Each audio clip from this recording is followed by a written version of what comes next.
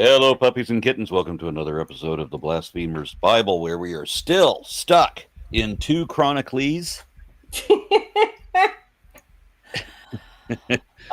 Yes. Well, we've made good progress, though. I think we need to give ourselves credit for that. We have made good progress. So, huzzah! We have. I'm very proud of you. And today, of course, is the Hangover edition. How you feeling, Aaron?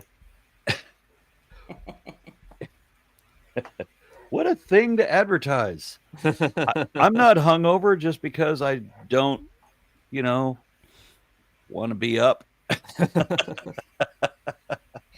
Look, let's just let Tomer and Lawrence think, and you and I can do the bitchy, sarcastic commentary. Okay. Okay. So I'm not feeling Good to me. tippy top today either. And I'll be the comic relief as usual. Nothing has Huzzah. changed. There's nothing new under the sun. Yeah, I guess. Yeah. Welcome And back, Isaac, Jeff. just sit in Thank the you. corner. All right, so who's reading today? You're muted, Isaac. Oh, Jeff? For sure. for I have grand to find it return, in my book. I think Jeff should. Sure. Yes. We're in Second Chronicles, right? Yes. Second Chronicles, yes. Okay. We're not in 21. okay. We're not in So John. this- Oh, darn, I'm so hoping. Alas. Oh my god, that reminds wait me. I like think 5 years. I think I years from now, referenced probably. this at the very beginning of the show. But years ago, when there was a fire at my place, we had to stay at a hotel for like 6 months, and there was this pool at the hotel, and my mom would go there, and there was this Christian woman staying there, and she gave her a Bible, and I still have that Bible, but she left a sticky note in there that said "Start in John." And the funniest part to me is like, okay, so we're just gonna skip. Not only are we gonna skip the entirety of the Old Testament, but we're also gonna skip the first 3 Gospels. Okay, The synoptic ones, the only ones that might have any chance of being even slightly historical. having any reality, yeah. Yeah. It's not historical, hysterical. Well, that too. But yeah, even the probability of that isn't great, let's be honest. But oh my God. Yeah, that's I think why when they were doing this at my school, which they shouldn't have been doing, but they let people sign up if they wanted to get those little New Testaments that also have Psalms and Proverbs in it, the little red ones. Just a New Testament. Did you have the All right, microscopic so I'm ones? curious. You said 21, Wait. right? Isaac, want to say something? Did you get the ones where it's like a card and it's got like the entire Bible in a as a microfilm? Oh, no, I didn't get that one. Although I've seen some pretty weird stuff from chick publications, so it wouldn't surprise me. How many of you believe in evolution? Yeah. Yeah. I said microfilm, not micropenis, but whatever. Oh, micro brain. There's already a comment. Huzzah. Already? Wow. That's kind of awesome. So Matt White says, Aaron, today I learned a ex-Mormon never tipped more than 10% because not giving people more than given to God. After leaving LDS became a big tipper. I'm UK, I don't understand tipping culture. I'm American, I don't understand tipping culture. Yeah, it is really just to supplement the fact that that businesses don't pay their employees, and the thing is the way that because the employees, if you're mostly based off of tips, you get paid less by hour. Now, of course, they're supposed to match it to the minimum wage at the time of the pay period, but yeah, they just don't pay them. They enough. don't. Tipping is also based upon an old concept of a rich person giving a little bit of their wealth towards the lower plebs. And also, it's a way of class control, which is why a lot of parts of the world will look at you strangely or outright reject the concept of a tip. So it's more of an elitist issue that has been going on for many, many, many years. And unfortunately, in the United States, it's kind of stuck. Yeah. So at least for Like here, I don't know. you like it's not like legally required that you tip, but you kind of should. Like unless It's we have some socially massive required. changes. There are some places that force a tip on your if you go to like a very expensive restaurant. Yeah, they have auto gratuity. Like McCormick and Smith or something like that. You'll have a forced gratuity that you have no choice but to pay. Yeah. If you don't think that spit is a seasoning for steak or burgers, tip.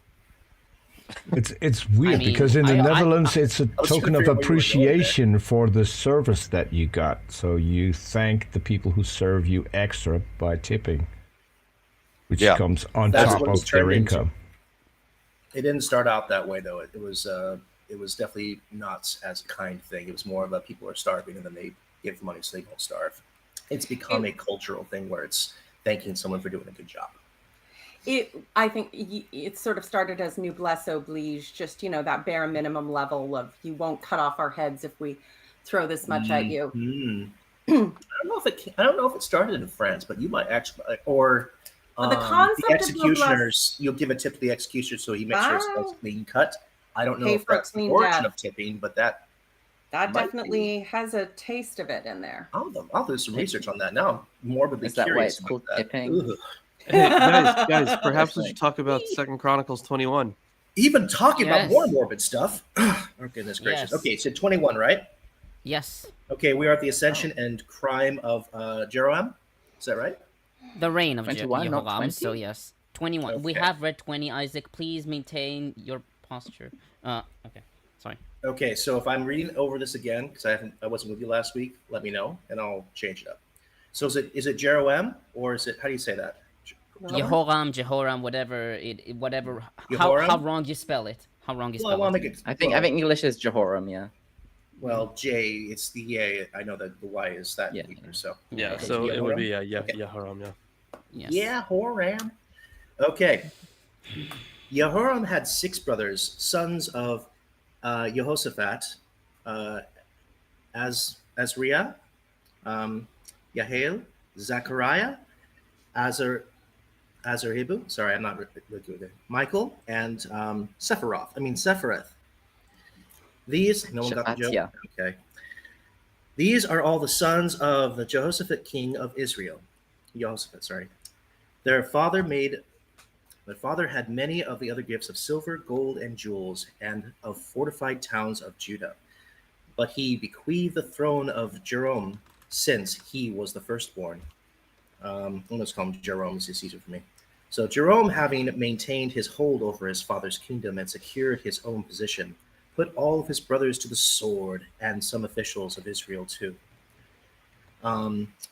Is it heroin? Okay. Yeah. Okay. So Jerome was 32 years old when he came to the throne, and he reigned for 8 years in Jerusalem.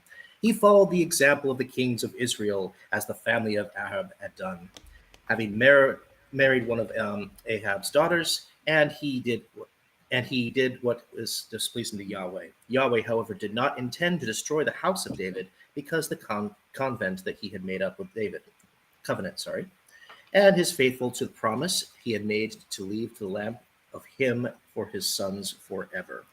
I have no idea what that says. Don't worry, we'll get to that. We'll get to that. Yeah, Well, I'm he sorry didn't- that he I'm didn't tripping kill on him. this. It's the fact that this strip is so darn tiny in this book, and it's thick. All right, the punishment. In the time of Edom, threw off the domination of Judah and set up a king for itself. One more time, Tomer. How do you say that? Jehoram. Okay, Jehoram. Okay, Jehoram crossed the frontier with his commanders and all of his chariots. He rose during the night and broke through the Edomites, encircling him and his chariot commanders. Thus Edom threw off the domination of Judah, and he remained free to this present day. Libnah threw off Jeroboam's domination at the same time. That is tripping me up. Weird. He had indeed deserted Yahweh, the God of his ancestors. He also set up high places in the highlands of Judah and caused the inhabitants of Jerusalem to prostitute themselves and Judah to go astray. Then something written by the prophet Elijah came into his hands. It ran, "This is the word of Yahweh, the God of David, your ancestor. Since you have not followed the example of your father Jehoshaphat or of Asa, king of Judah, but the example of the kings of Israel, and have caused Judah and the inhabitants of Jerusalem to prostitute themselves, just like we said before, just as the house of Ahab did. Since you have also murdered your brothers, your own family, better men than yourselves, Yahweh will strike you down with great calamity. Your people, your descendants, your wives, and all of your property. You yourself shall suffer dire diseases, and a disease of your bowels. Ew. So severe that within 2 years it will make your bowels drop out. Delicious.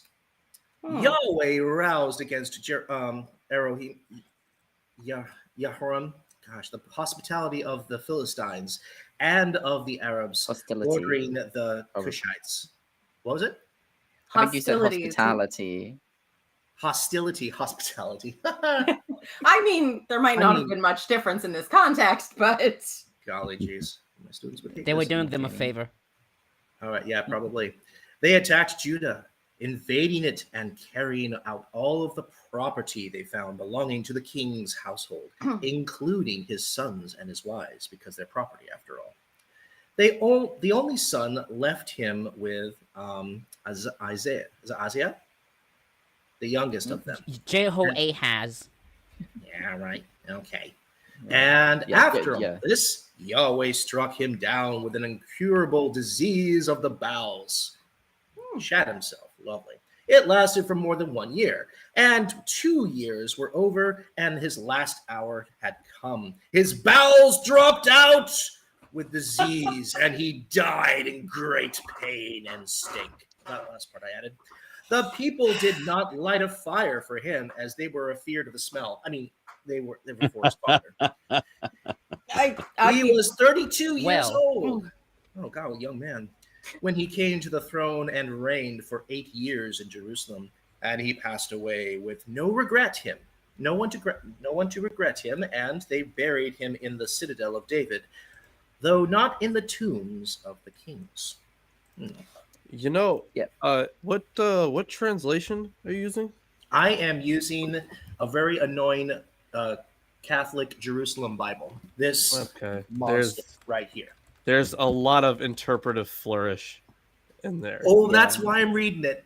Also, where did the number there's of a couple brothers people in come the from? chat who've been watching the show since I started with you guys, and they commented on the fact that I was using this. And like, this is great. This is the one I use. It makes no sense. Like, there's also like the was it in verse 19? Yeah. So in the NRSVUE, in the course of time, at the end of 2 years, his bowels came out because of the disease. But yours said like he was diseased for 1 year. Like it doesn't. At least according to this, it doesn't say that. No, it's hilarious. The interpretive flourish. I mean, it's hard to tell exactly because it doesn't really specify the number of years. It says literally "Vayehi leyamim miyamim v'cha'et tzet haketz leyamim shnaim." So it specifies 2. So yeah, it doesn't use the word. It uses the word for days, meaning yamim, a long period of time. Yes. And then it says 2. Yes. It's like 2 periods of time, a year, 2 years. I just find it so interesting how every single very version of slowly the Bible has a different flair and flourish to it. Yeah, so already, like Levin notes that this entire verse is hopelessly convoluted, making it extremely difficult to both understand or to translate. Okay, no kidding. Yeah, he notes that it's literally, and it came to be in days of days, obviously refers to Elijah's prediction in verse 15, but here as well as there, its meaning is unclear. It could mean after a few days or after many years. Kil, Japhet, RSV, and JPS, and others assume days to refer to years. Some years later, when a period of 2 years had elapsed, Dillard and Klein take the first phrase as after some time, and the second as 2 days before his demise. This sounds a lot like it's a form of dysentery, so to me that could be days too. I mean, I do have commentary on this, but could have been bowel cancer too. But I just want to point out, that every time God thinks that anyone in Israel is worshiping another god, he calls them all whores. Whenever he says, have committed prostitution. He means worshiping other gods. So basically, this is like the boyfriend who calls you a whore every time you want to go out for a girls' night. Yeah, Bad the sign. thing is, there's Break up also with him. the marriage imagery in, what was it, Song of Solomon Yeah, Song of Songs. or Song of Psalms? Yeah, Song of Songs. That was it. Yeah, the Song of Songs. They have the I think it's also marriage called the imagery. Song of Solomon. It's the same. Yeah, but supposed like to be he it's a wrote different- it. So Yeah. Yeah, but I just want to note a couple of things before we get more before we deeper into it. So first of all, like in the beginning of this chapter, when he sent him to the throne, and he put all of his brothers to the sword. That's such a common theme: killing all of your brothers, or someone is being forced to kill their brothers. Very, very common thing. We've seen that. I mean, played it's multiple shown times. as an evil act here, which is a good thing, I guess. Yeah, that's this time. Yeah. It's always And nice. then secondly, this letter from Elijah, right? So we have to remember that Second Chronicles, or at least all of Chronicles, it was written at a time where you already have kings, you already have like the books of the kings, you already have the prophets more generally, and there was, of course, some links between the Deuteronomistic history and the prophets themselves. There have been plenty of books published on that topic, but here it's like very specifically taking the words of Elijah at a higher level. So it's not just like, oh, they share some of the same themes and some of the same ideas. Now at this later period where they've kind of started compiling things to some degree, not entirely, but to some degree, they already have like access to these things, and they already have some longstanding tradition of of holding these prophets in high regard. In that period, you get something like this where you specifically talk about the prophet Elijah and his It is I mean, a bit anachronistic, right? He's supposed to be like gone up to heaven by now, by the time of this king. Yeah, by this kinda. time. Yeah. Kinda. I think Was there who said I mean, he it? could have left the letter behind. No, actually, still. I mean, the traditionals say that he wrote it after he rose to the heavens. Oh, okay. Yeah. Yeah, that sounds So, like Sent the it down like a traditionals, paper airplane. Bitch. Angel Avoid the postal flaming service. horses. Yeah, well, why not? I mean, or of course, he could, in a Hermes. great prophetic act, have written it in advance and be like, in 50 years, you must give this to the king of, and his name will be yada, yada, yada, which, would admittedly have been impressive, even if it's obviously bullshit. I think there's still some argument to be said for the fact that there were prophetic schools that would come from a specific prophet, trained by sort of like, I suppose, a little bit like Buddhists would, study from a master kind of a thing. Probably not nearly so esoteric, but yeah, maybe it was like simply. So the thing is, because you had schools for like a whole bunch of at least in the Hellenistic world, right? I can think of plenty of different schools of philosophy, right, where their students would write things, but it would be portrayed as the teaching of their teacher.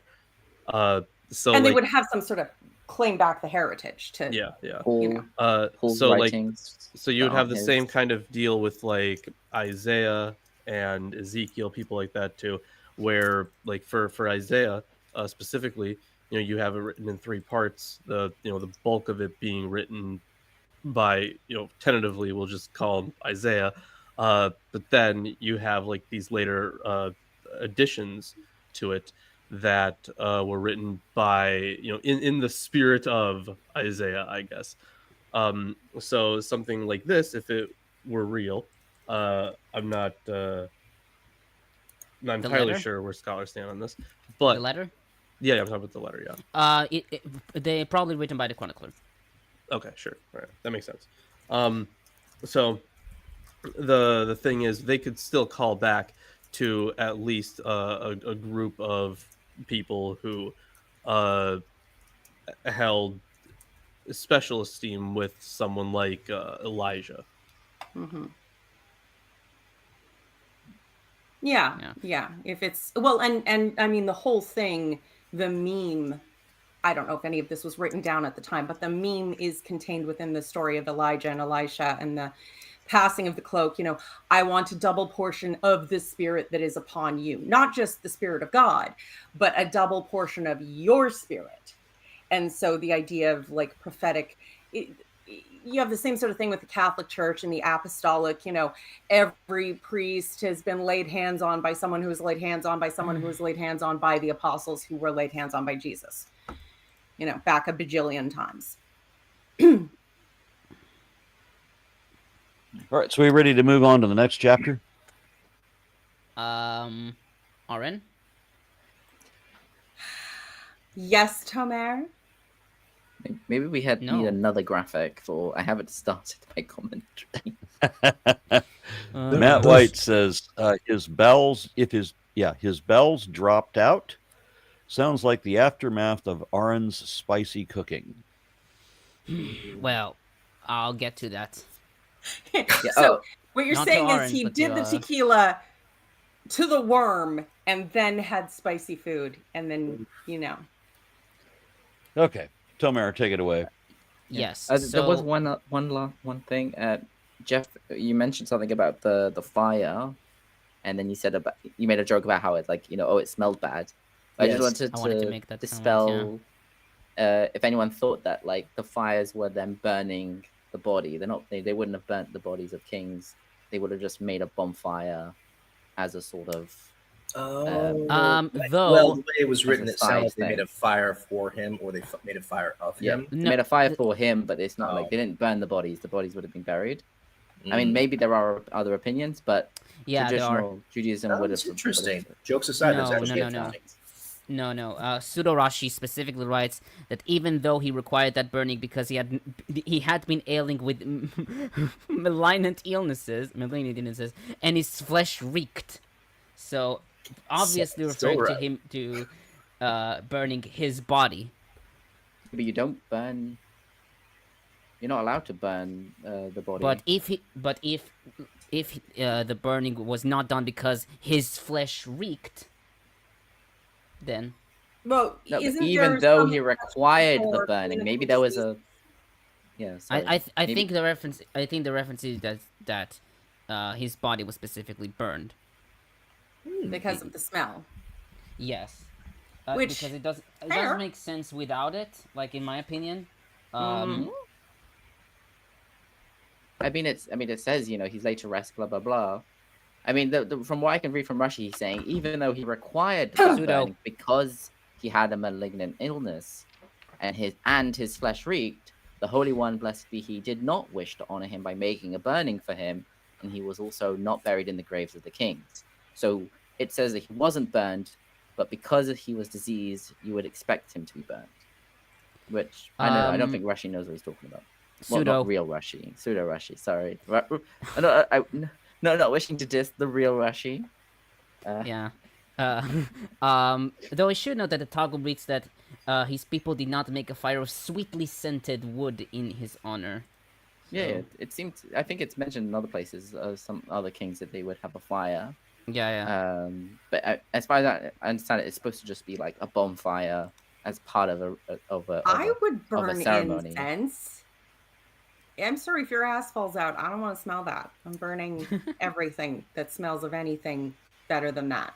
Could have been, they could have been like burning the clothing that he was wearing when he died. It's like different things could have happened. But obviously it's possible they burnt bodies back then, but the traditionalists would have looked down on that because burning bodies is completely forbidden according to Jewish law. Yeah, maybe he was burial evil, right? was the only. I wonder if also Yeah, because really he was care. diseased, because the diseased persons usually always have a tendency to be burned because of the concerns about spreading said disease. I'm not sure if that was tradition at this time, but Right, Yeah, I think that's throughout kind of history. Is that I think that's considered maybe an what Russia's exception? hinting at. Is that an exception in Jewish law? I realize bodies are not ordinarily burned in Jewish law, but if it's like the bubonic plague, and if we don't burn these Oh. bodies, everybody dies, kind of a thing. Yeah, then probably. That's a good question. I don't know that. Okay, so I'll start with verse 2, Azariah. This verse presents two brothers with the same name, but with slight spelling differences, Azariah and Azariahu. Rothstein proposed amending Azariahu to Uziyahu. Curtis and Madsen and Williamson suggested either deleting the second Azariah or replacing it, and Jarrick suggested that the chronicler made an error, or that the earlier Azariah had died before the younger one was born. However, Dillard and Japhet suggested that they might have been born of different mothers, with kings in Judah often having more than one wife. Compare the sons of David in 1 Chronicles 14, 5, and 7. Maybe. I mean, it kind of makes sense that it's referring to a different brother. But then again, Azariahu is also identified with the next king, who is normally called Yehoachaz, right? Or is it the other way around? Which is the one? What do they call him? Who? The one who survived is Yoachaz? Oh, they call him Yehoachaz when he survives, but then they changed to Achaziah? yeah. And then he's called. Now I'm confused now. Oh, okay, so he's not mentioned as one of the brothers. Yeah. Okay, yeah. Right, because he's the actual one who's. Yeah. Makes sense. That's the son, not the brother. I'm sorry, I got confused there. Yeah. Okay, so on that same verse, Yehoshaphat, king of Israel. This reading seems strange, given that Yehoshaphat was the king of Judah. Indeed, Septuagint, Peshitta, and many Hebrew manuscripts read Judah instead of Israel. Most scholars, however, favor reading Israel as the more difficult reading, with Dillard explaining that a scribal correction to alleviate the difficulty would explain the change to Judah, particularly in light of the use of the phrase kings of Israel in verse 13. From the vantage point of view of the post-exilic period, the chronicler regards Judah as the legal and moral successor of the united Israel, and uses the term Israel with reference to the southern kingdom in numerous instances. Jonker writes that the use of the name Israel links Jehoram to the Ahab line of the northern kingdom.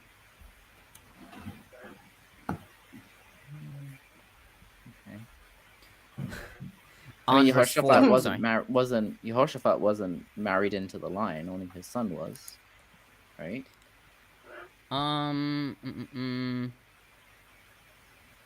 Yes, but he.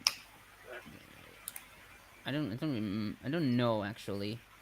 Yehoshaphat. Isn't the previous chapter talks about him and Ahab having being allies? Right, because his daughter, they were remarried, right? Because his son married a daughter of Ahab, Yeah. right? Yes. Which we're gonna get to her, Atalia. Yeah. Yes. It's interesting actually to read the Joash story, which I'm looking forward to, because it's sort of like the first version of the Josiah story, the raised in temple kid king thing.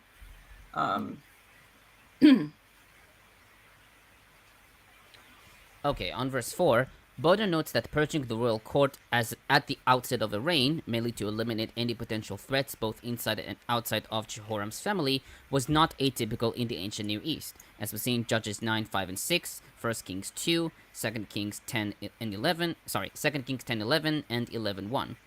But it is certainly not celebrated by the chronicler. He notes that Divrey highlights that the way in which Jehoram's evil returns on his own head.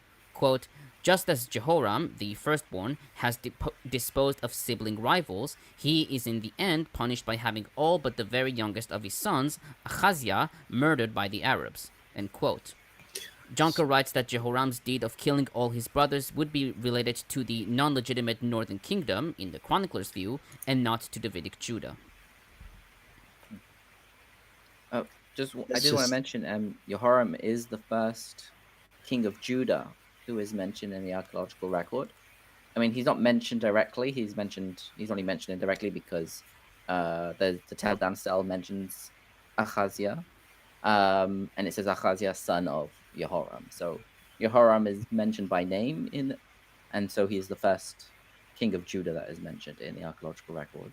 And I guess Achaziah is the first king of Judah that is an actual character in a story, and I guess also maybe possibly the first archaeologically not proven but supported story in the Bible. We will get to. I'm not trying to digress too much from what you're talking about here, but I'm always fascinated whenever I hear about how much politics are involved with all the various different kingships and murdering their brothers, sisters, children, everything else just for power, and then utilizing things like this book or religions in general to then enforce it even more to prove that you are the rightful ruler of an area. So hearing all of that, that happened until like the end of the Sultan's era. Over in Austria-Hungary, but I just find it so interesting, that this is always, it just always seems to be about who has the power. That's what all of this is. Anyway, sorry for digressing. I love your points.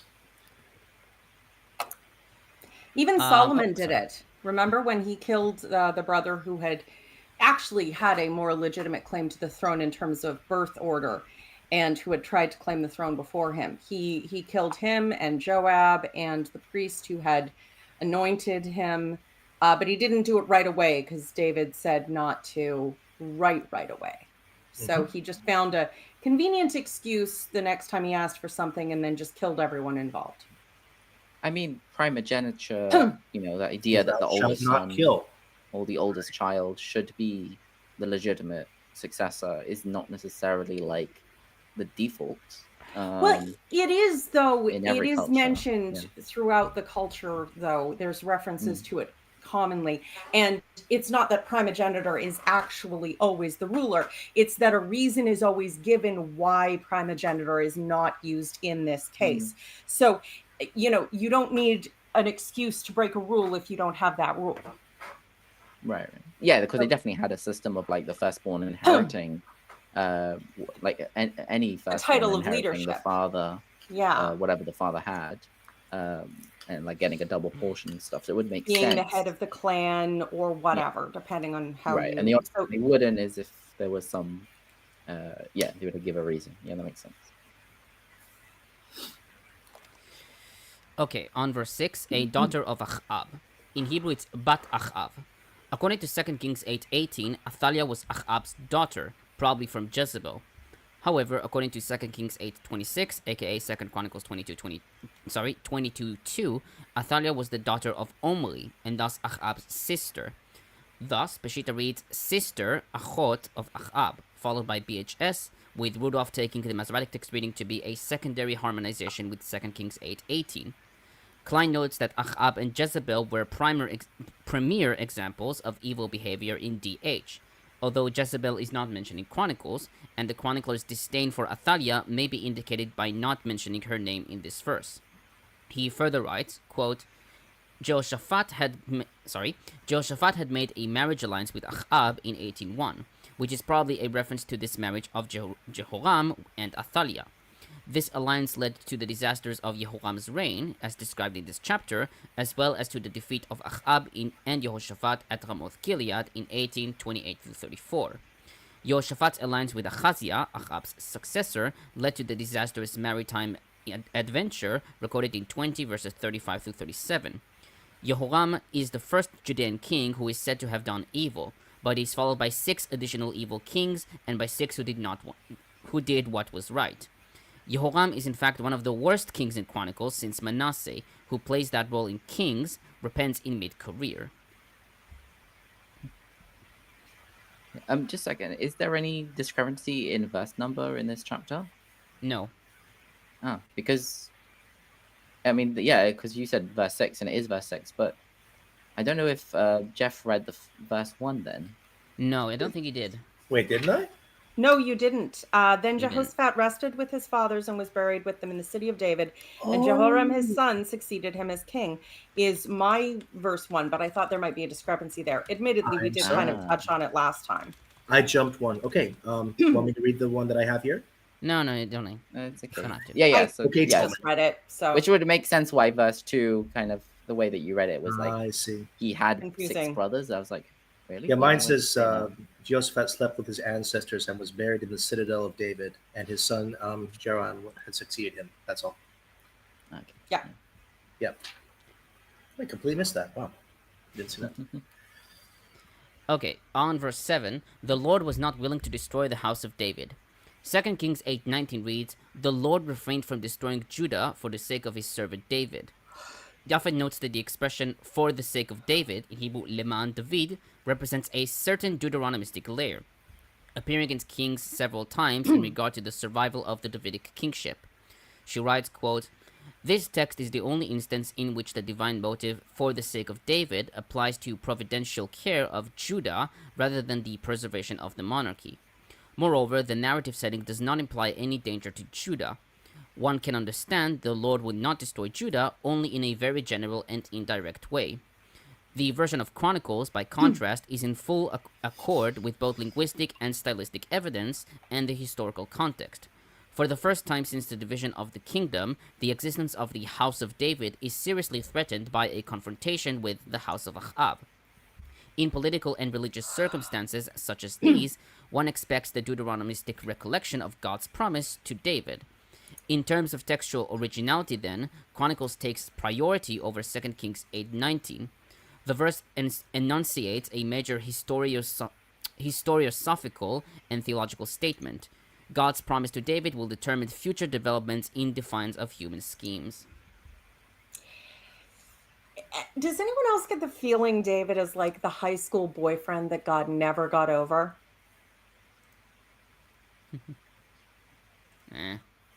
It's all he talks about. Aaron, we have a comment. My unfinished sock, number 1, offers $2 and says, don't sleep with your parents. Like and share instead. Yes, please. Both of those things. You're This getting is- a thumbs up from me. That was amazing. I don't think even Appalachia wants that. Yeah. Okay, on verses 8 and 9, Japhet comments, quote, the political disasters of Jehoram's reign begin with the Edomite revolt, a clear-cut antithesis to the brief note from Jehoshaphat's reign. Quote, there was no king in Edom, a deputy was king, end quote, in 1 Kings 22:47. Jehoram undertakes a military campaign against the Edomites, but the difficult, probably corrupt version of 2 Kings 8:21 permits no conclusive reconstruction of the encounter. According to 2 Kings 8:21, Jehoram goes forth with a chariot force to subdue the Edomite insurrection. Two contradictory statements follow. Quote, he, i.e. Jehoram, smote the Edomites, end quote, and, quote, the people fled to their tents, end quote.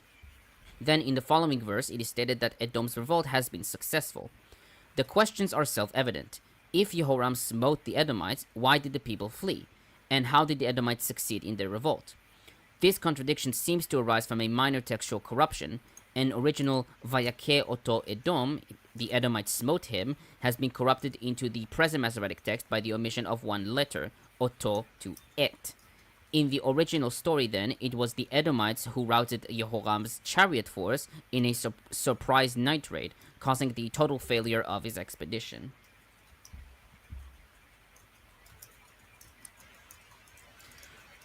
On verse 10, Libna. According to Joshua 10:29 and 30 and 12:15, Libna was captured by Joshua and later incorporated into the tribe of Judah, as we see in Joshua 15:42, and designated as one of the Levitical cities in 1 Chronicles 6:42, which is 57 in the Old Testament. Japhet suggested that Libna, quote, kept its Canaanite character and was not absorbed into the Judean kingdom.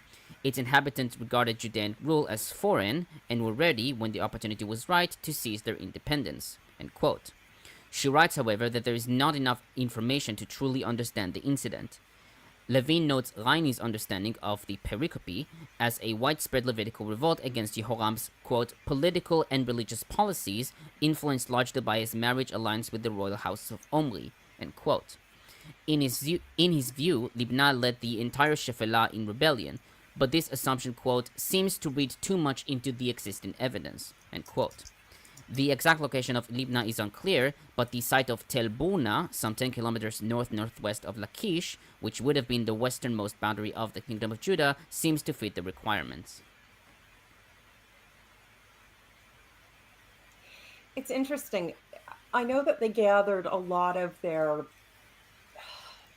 authority for rule from, religious propaganda.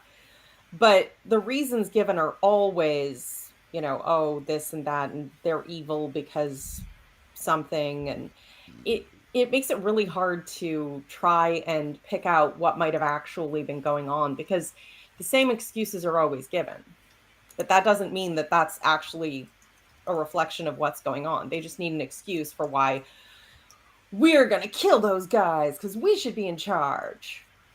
So they're evil and shit. Yeah. Okay, on verses 12 to 15, there are two main issues with this letter, quote unquote. The first is that Elijah ascended to the heavens in 2 Kings 2 and 3, during the reign of Jehoshaphat. Traditionals argued that Elijah sent this letter after he ascended to the heavens, and it was revealed by the spirit of prophecy to one of the prophets, who wrote what he said in a letter. However, as Levin notes, 2 Kings 1:17 refers to the ascension of Jehoram of Israel, quote, in the 2nd year of Jehoram son of Jehoshaphat, king of Judah, end quote, i.e. before telling of Elijah's ascent to heaven. Nevertheless, Japhet writes that the chronicler probably had a different view of the chronological pattern, which in any case implies a difference of a very few years. The second issue is that the prophecy is delivered through a letter, in Hebrew michtav, which is an unusual way to deliver a prophecy, though in Jeremiah 29 it does that, and that we have no knowledge of Elijah leaving behind, and we have no knowledge of Elijah leaving behind any written document. Most scholars take the letter to be the chronicler's work, with its wording having a chronistic character. Klein notes that Jehoram was related by marriage to the house of Achab, and walked in the ways of the kings of Israel. Thus, a rebuke to Jehoram from Elijah, Achab's archenemy, may have seemed particularly appropriate to the chronicler.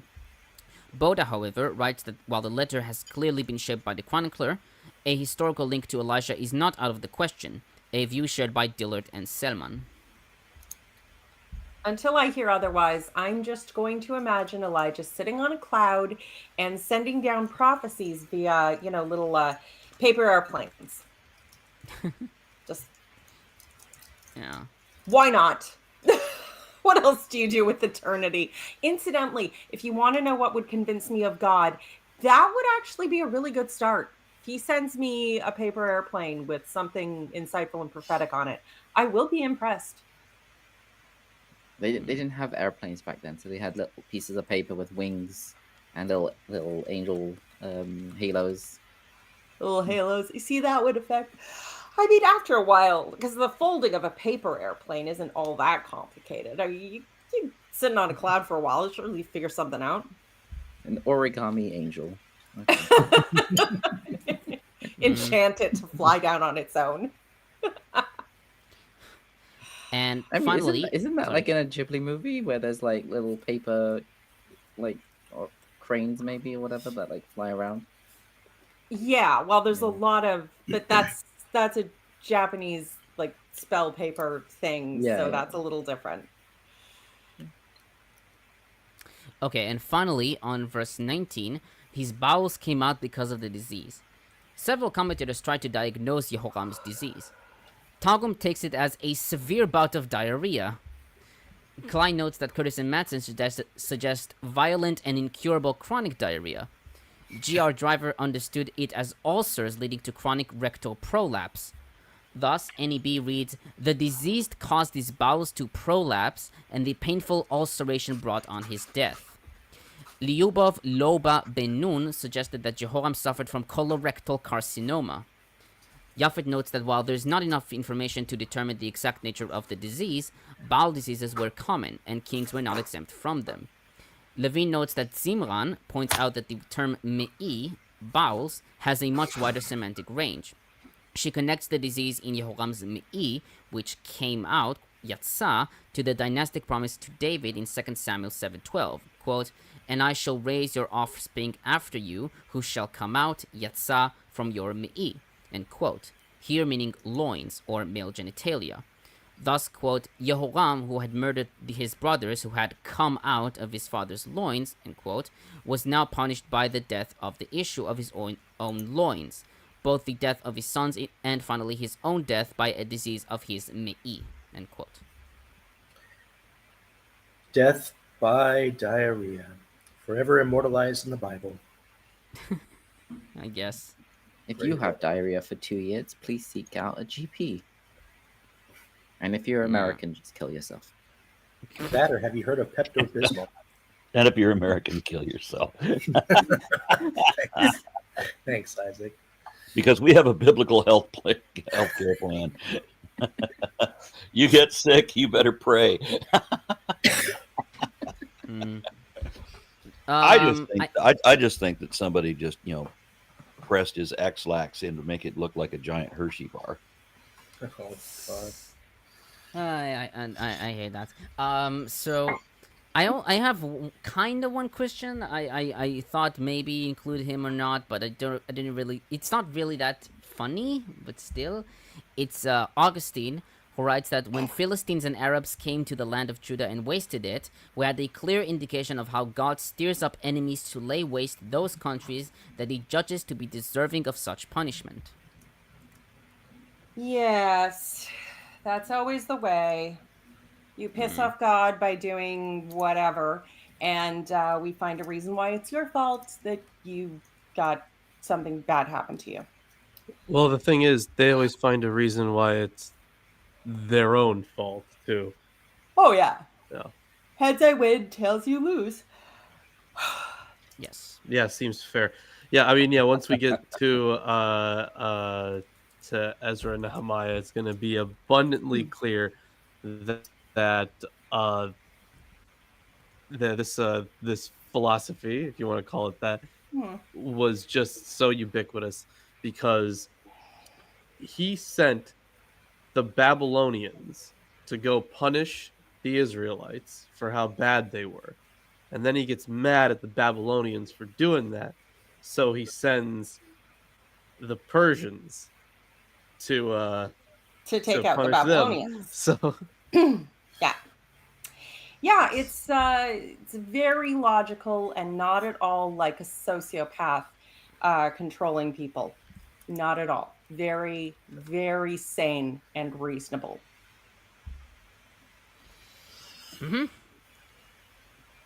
Well, Aaron, your turn. Okay. And now we are moving to 22. King Ahaziah of Judah. And The Athalia. people. What? Athalia as well, right? Yeah, Athalia will be in later. Yeah, of course. All right. I thought he was correcting my pronunciation again. No, not yet. The people of Jerusalem made Jehoram's youngest son, Ahaziah, king in his place, because the raiders who came to the camp with the Arabs had killed all the others' older sons. So Jehoram's son Ahaziah became king of Judah. Ahaziah was 42 years old when he began to rule, and he ruled for 1 year in Jerusalem. His mother was Athaliah. Sorry to interrupt you real quick. Sorry to interrupt you, but mine says 20 years old. Yeah, that's textual. That's a textual variation. Yeah. Because there is a problem with makes so much more sense because his father was 40 when he died. Yeah. That's a bit. Yes, it is. It is a bit funny. Your reading, I think, is the Septuagint one, 20. But we also have, I think Peshitta. 2 Kings 8:26 has him as 22 years old, and Peshitta follows that. But I'll get. But you guys are correcting this, but it can't be wrong because I'm reading God's Word translation. Yes. Aaron, love, God's a dumbass. It's very simple. It was a miracle. He was born 20 years old. Well, no, he got it right. Born again? And 22 at the same time. Guys, he got it right in the Hebrew. Obviously, humans have corrupted his perfect word. The Hebrew says 42. None of you get it right. None of you get it right. Talk to a Christian. Any Christian will tell you that God's outside of time. So how many years doesn't matter to him. And Oh, besides, fuck. it could be any 42 can be any age because 42 is the answer to everything. I knew you would make that joke. I knew it. Wait for Well, I just want to know. I don't think God is a Time Lord because, frankly, I think the Time Lords should be offended on behalf of Gallifrey for God pretending to be a Time Lord. He is a dick. Okay. Mm, Now, if I may continue. yes, please. Yes, his mother was Athaliah, am I saying that right? Yeah, Athaliah, the granddaughter of Omri. Ahaziah also followed the ways of Ahab's family because his mother gave him advice that led him to sin. Hmm. He did what the Lord considered evil. And that's got to be pretty bad because the shit the Lord thinks is good is awful.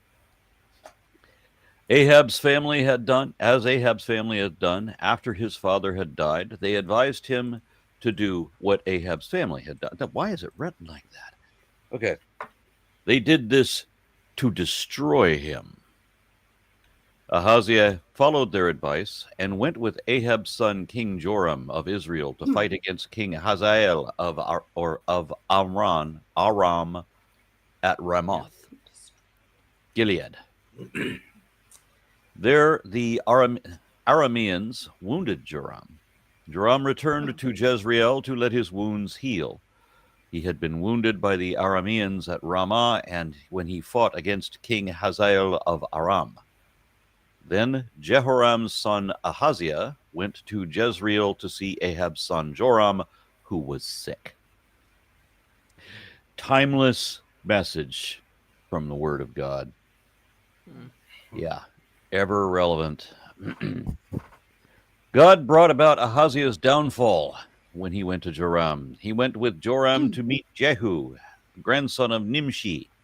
The Lord had anointed Jehu to destroy Ahab's family. When Jehu was executing judgment on Ahab's family, he found Judah's leaders, Ahaziah's nephews, who were serving Ahaziah, and he killed them.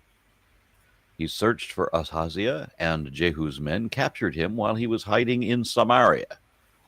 They brought him to Jehu and killed him. Then they buried him. They explained, Ahaziah is Jehoshaphat's grandson. Jehoshaphat dedicated his life to serving the Lord with all his heart, but no one in Ahaziah's family was able to rule as king. When Ahaziah's mother, Athaliah, saw that her son was dead, she began to destroy the entire royal family of the house of Judah. But Jehoshaphat, daughter of the king and sister of Ahaziah, took Ahaziah's son Joash, and she saved him from being killed with the king's other sons, and she put him and his nurse in a bedroom. Jehoshaphat was the daughter of King Jehoram and wife of Jehoiada the priest, because she was also Ahaziah's sister. She hid Joash from Athaliah, so he wasn't killed. Joash was with the priests. He was hidden in God's temple for 6 years while Athaliah ruled the country. Wow. This is the one message from God to all mankind, and we don't get anything that tells us anything about how anything works. We don't get the description of what causes diseases and how to cure them. No, we get this. Well, it's Aaron, important to tells you- remember that it's good when you kill your family if God likes you, and it's bad when you kill your family if God doesn't like you. Because family values. Won't someone think of the children? Well, no, they tell you exactly how to cure it by dying. That is the end-all be-all cure-all. Yeah. Shit yourself to death, and your problems will be over. As But Aaron think said, about it this way: biblical after healthcare plan. he died, he no longer sinned. So Yeah. good for him. If only you guys could see how convoluted my version is, because I had a hard time following you, Aaron, due to the fact that so much of my stuff is complete nonsense compared to what you were saying. You need to get a version that's slightly less nonsense. Well, I have. I do. I was literally reading God's Word translation Mhm. because I thought this would be more nonsensical. And I guess being I 42 actually and sent you you're a copy 20 of is this book. This one's hilarious. okay. Yeah. When you call your translation God's word translation, you embellish more, it seems. Mm. Seemingly. This doesn't make sense. I'll just make it make sense. I do like the 42, 22. Yeah. Yeah. I did a bit misspeak a little bit earlier when I said that this might be a story that is attested in archaeological record, but actually, this is the first story that we have archaeological record that is completely against it. Oh. We have one version of the story in the Bible, and then we have another version of a similar of the, not the same story, but kind of the outcome of what happened to these kings. According to the Bible, they had a confrontation with HaZael, the king of Aram. They survived. They went back home to heal, and then some upstart Jehu, some Yehu, came up and killed them because God told him to, or whatever. Yeah. In the archaeological record, we actually have. It's very possible that Hazael himself wrote the Teldan stele and wrote that he slew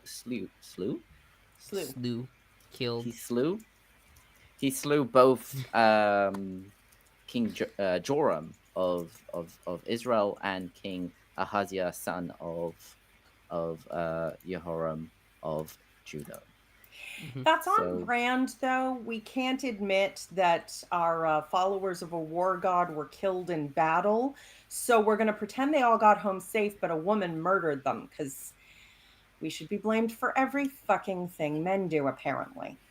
Wait, a woman? Yeah, didn't murder Lilith, the how kings. could you? It was Jehu was killed them. No. Oh yeah. Jehu killed them, and then Athaliah is blamed for It was killing the family, like the other death for some reason. Other possible claimants to the throne of Judah. She was also the one that caused him to walk in the ways of the house of Ahab. Yeah.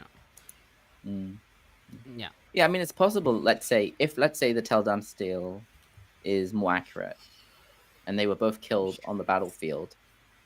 It's very possible that that what would have happened is that Jehu would have just seized control at that point, and it wouldn't have seemed as legitimate as him coming in and saying, "I'm supposed to kill off the house of Ahab for their sin." I mean, the retconning for the whole, obviously they had to die reasons. This is happening a little after the fact, but yeah, if he just took over, if he could have claimed credit either for personally killing the king and his sons or for having gotten them captured, but then you come off as a traitor. So you need to be like, no, the Lord told me to stab these people, and that makes me a good king. Because But it wouldn't make sense for let's say the chronicler or whatever to have invented this version of the story, because they don't see Jehu as being the good guy anyway. So you're thinking Jehu came up with this story and circulated it so that he could claim power, or it's the true story, and Hazael is the one who's like, yeah, they died I killed both of them. They didn't just get mortally wounded and go home and then get killed by someone else. Slowly. Yeah. So it's possible that the Bible is accurate on this story. It's possible. Given the records to date, I doubt it, but lots of things are indeed possible. Yeah, I mean, the fact is that the Teldan stele is, what's the word? Yeah, you could argue that there's a bit of propaganda going on, but it is what's the word? Happened at the same time. Like it's dated to the time when the story happened, and the Bible is much, much later.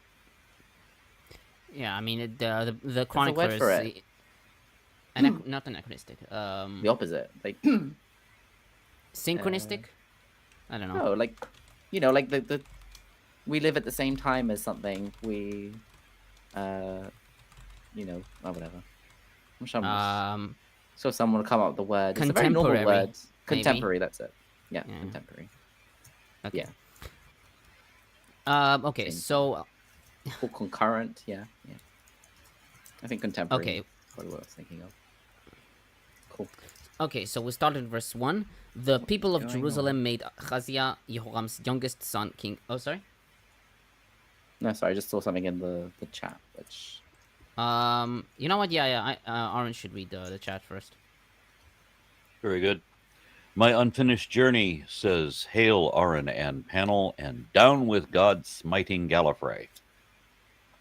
Then Kent M says, did the ancient Jews borrow or use a similar mathematical system to determine age alike, maybe that means like the ancient Sumerians regarding the king's list, whom reigned for thousands of years? So I'm not sure about the numbers, but they definitely kind of took the mold for it, where it's not necessarily a king's list for them, but it would be like ancestors, where they are if you at notice, some point in the Old Testament they are using the sexagesimal system, right? I'm not entirely sure. But the thing is, of course, we've noticed that a lot of the patriarchs, a lot of the Old Testament figures, are very, very old. And that was something you do see in the Sumerian Kings list, where the oldest people lived a very, very long time. And when it came to some other ages, I know that they would often use because we have years now, the years are numbered, but they would number them by the year of the king, right? Like in the 30th year of king whatever. But I'm not sure about the numerals they would use. There were Yeah, a I mean, I few don't know if the kings that were remarked to have lived 600 and 700 years or something like that, and old and Uruk. I'm sure you probably know about that, Lawrence. So they were talking about that. Of course, they didn't live that long, so I'm thinking that the numerical system might have been based upon something completely different too. We floated Maybe, the but the thing idea is, that ancient kings also were said to just live for a lot longer. Mhm. And even in some cultures, right, the very first kings were gods, and they just never actually died. So occasionally I've wondered if it had something to do with the the lineage. You'd get the house of Omri, the house of David, if they get all the years attributed to their particular dynasty. But yeah, we have floated the idea before that it had something to do with the base 60 system of the I don't think it's directly that the cuneiform. people that wrote the Not Bible were directly, using this system. I think but it's very that possible that people they already established this idea that people back in time lived longer, and that might be might because have of originated the from that. king's And then, lists. Yeah, yeah, they're and like then look if at you these were kings lists and they're like, oh, they copying lived so long, the but no, time frames yeah, of other kings lists, obviously our kings live just as long as your kings. Nah, nah, nah, nah, nah, nah. yeah. They probably didn't realize that there was a shift in system at some point, and so when you look at really old, Babylonian or Sumerian kings list, they're gonna have crazy ages, but actually the people that wrote those really old documents, they wouldn't have been writing legendary numbers. They were just writing regular numbers in their system. But then Yeah, later people looked like at with everything. these old Mhm. documents, and then I guess they're like, oh yeah, people back in the day used to live a long time, so obviously our ancestors also lived a long time. I don't think the people who wrote the Bible actually changed systems, because it's not like the first part of No, the no, Bible is no. The Bible older wasn't or written in anything. cuneiform Yeah, or with the base yeah, 60 system, right. but a lot of it was written after Babylon, and the education Mm. that would have happened with that, it might have affected it, is what I'm saying more than, Yeah. so Jews more did along the come lines from of what you're Babylon suggesting. in a way. Sorry? Nothing. Go ahead. I was just thinking aloud. Go ahead. Sorry, I think we both Uh, said what we wanted to say, but yeah, are we doing the more commentary? Yeah, no, I was just trying to look at the Genesis commentaries to check this out, but I can't really find a specific thing about it, but maybe I'll do it later. So It's difficult. There's certainly a certain amount of reasonable speculation that has to be used to kind of guesstimate possible causes of this, because The other alternative is, of course, Methuselah was 900 years old, you silly goose. He was magic. Okay, Sorry, what? so I heard Mandic and I jumped. The other thing is that with the sexagesimal system, it is often the case, although not always, it is often the case you can either subtract, divide by 12 or divide by 10, depending on which mistake was made in the translation. So it's either because it's using a lunar years instead of solar years, or because the subtle mark that indicates that changes 60 to either 6 or to 600, either one of those could have been made an error. Omitted. So Yeah. if you divide Methuselah by 12, I think it is, I think that one is, he ends up being like 75. Which is feasible. I've heard a lot about that lunar calendar. The problem is that there's one of them that died really really young at only 300 Enoch or something, and at 365. 365. So if you had divided him by 6, then you would still get it wouldn't make sense. You'd be too young. Yep. Well, yeah, but I just want to be clear. When we're talking about the Sumerians, they lived for tens of thousands of years. So Yeah. So Yeah, that's why I think it's just an Compound inspiration error, to the biblical kings writers. that are gods. This idea that lots the of- ancient people lived longer, and you can see the Bible they start off really old and then they get slowly younger and younger until they And get they- to this ideal age of 120 with Moses. They include the explanation that God is slowly trimming down their lifespans. I will not contend with man forever. His days will be 120. This is too much. He'll be 70, you know. There might be an obvious answer to all of this, that they just use a different form of dating system for year. I'm not sure about this. I have to study this as much. Yeah, but If we look at the way that the Bible is written, it's not like the bits. The first part of Genesis is the oldest, right?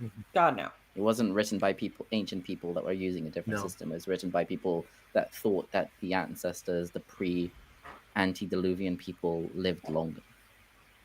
They were dumb. Yes, the magic giant ancestors.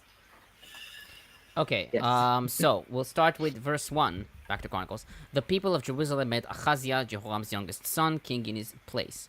Certain kings have been coronated by groups outside of the royal house, such as the people of Judah, as we see in Azariah in 2 Kings 14:21, or the people of the land, as we see in Joash in 2 Kings 11:12-20, Josiah in 21:24, and Jehoahaz in 23:30, all of which as a result of a violent death of the kings who ruled before them. Japhet writes that Ahaziah's coronation in this way, not found in Kings, serves as another witness to the chronicler's viewpoint that Jehoram died an unnatural death. This is the only place where the inhabitants of Jerusalem, in Hebrew Yoshvei Yerushalayim, install a king. It is said that Jehoram led these inhabitants into unfaithfulness, as we see in verses 11, 12, 20, verses 15, 18, and 20. Thus, Klein writes that their choice of Ahaziah, who was the youngest son of Jehoram, may have proved to reflect their own unfaithfulness.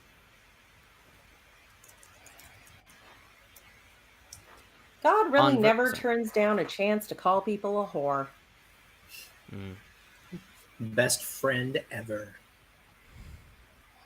That's what On- said.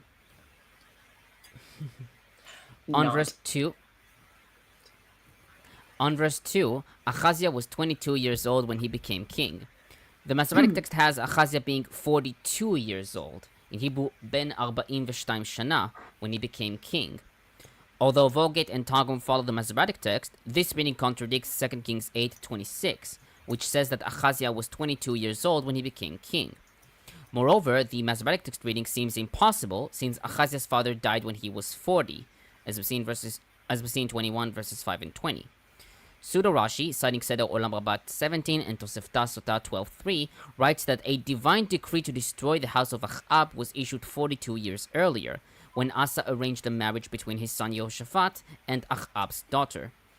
Kimchi suggested that 42 includes a 20-year period in which the deceased Jehoram and his son Ahaziah shared a co-regency. Peshita reads 22, and most modern commentators amend the text to follow kings. Klein notes that Rudolph suggested that the influence of Ba'aravim, with the Ba'aravim with the Arabs in verse 1 may have led to the reading of the Masoretic text. It may also have arisen through a conflation of an original 22 and the reading reflected in the Septuagint 20. Dillard suggested that a confusion of kaf and mem, which have the numerical values of 20 and 40 respectively. Levin, however, notes that this suggestion assumes that Hebrew letters were being used as numerals at a very early stage, an assumption that is unproven at best. And Vitus Latina has 16. Yeah, I don't think like gematria Geometria. gematria didn't start until Gematria. like the Hellenistic period. Hence the name Gamatria. Gamma is 3. Yeah. Yes. Okay, on that same verse, his mother's name was Athaliah, a granddaughter of Omri. The Masoretic text reads Athaliah, daughter of Omri, in Hebrew Bat Omri. According to 21:6, aka 2 Kings 8:18, she was the daughter of Achab, in Hebrew Bat Achab. Some, like Halot, take Bat to mean granddaughter. Japhet argued that Bat indicates that she belonged to the house of Omri. Still, others amend the text of verse 6 to sister of Achab, 21:6, sister of Achab, following Peshita. Levin notes that according to Katzenstein, an actual daughter of Achab would have been too young to have married Jehoram and given birth to Ahaziah. He suggested that Athaliah was indeed a daughter of Omri and a sister to Achab. But following the death of Omri, she raised in Achab's court under the tutelage of Jezebel. She was raised. Good for her. Yeah. On verse 3, his mother encouraged him to act wickedly. Hebrew for encouraged is yoatzto, from the root yud ein tzadik, to consult. Thus, a more correct reading would be, his mother counseled him to do evil, as we see in Septuagint and Targum. Dillard notes that the queen mother in the monarchies of Israel and the ancient Near East usually had the role of counseling for the king, and held a defined position of great political power. 2 Kings 8:27 claims that Ahaziah turned evil because he was related by marriage to the house of Achab, emphasizing the evil inherent in the alliance with the house of Achab. Chronicles, however, stresses that Athaliah was an evil influence. Yeah, in fairness, an evil influence in this context is just not giving the Yahwist cultists everything they want and killing everybody else. So, evil. On verse 5, the Arameans wounded Yoram. Masoretic text has HaRamim, literally the Rameans. Most early translations, traditionals, and 2 Hebrew manuscripts, Kennicott 519 and 531, and modern commentators read Ha-Aramim, the Arameans, and take the Masoretic text reading as either a scribal error or an assimilation of the initial aleph of Aramim to the preceding article Hey. Septuagint reads, the archers struck Yoram, which Levin takes as reflecting either an original Romim, shooters or throwers, as we see in Jeremiah 4:29, Ramah Keshet, shooter of the bow, or Morim, with the same meaning as in 1 Samuel 31:3, aka 1 Chronicles 10:3. And Peshita reads Edomites.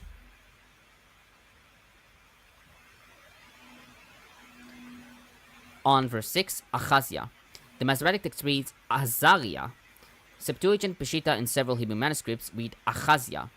Most traditionals state that Ahaziah/Azariah had 2 names. From the context and the parallel 2 Kings 8:29, the reference is to Ahaziah. Thus, the Masoretic text reading is generally taken to be a scribal error.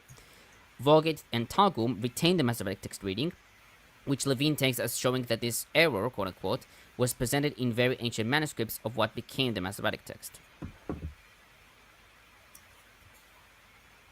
It is so interesting trying to untangle the Masoretic text versus Septuagint clusterfuck.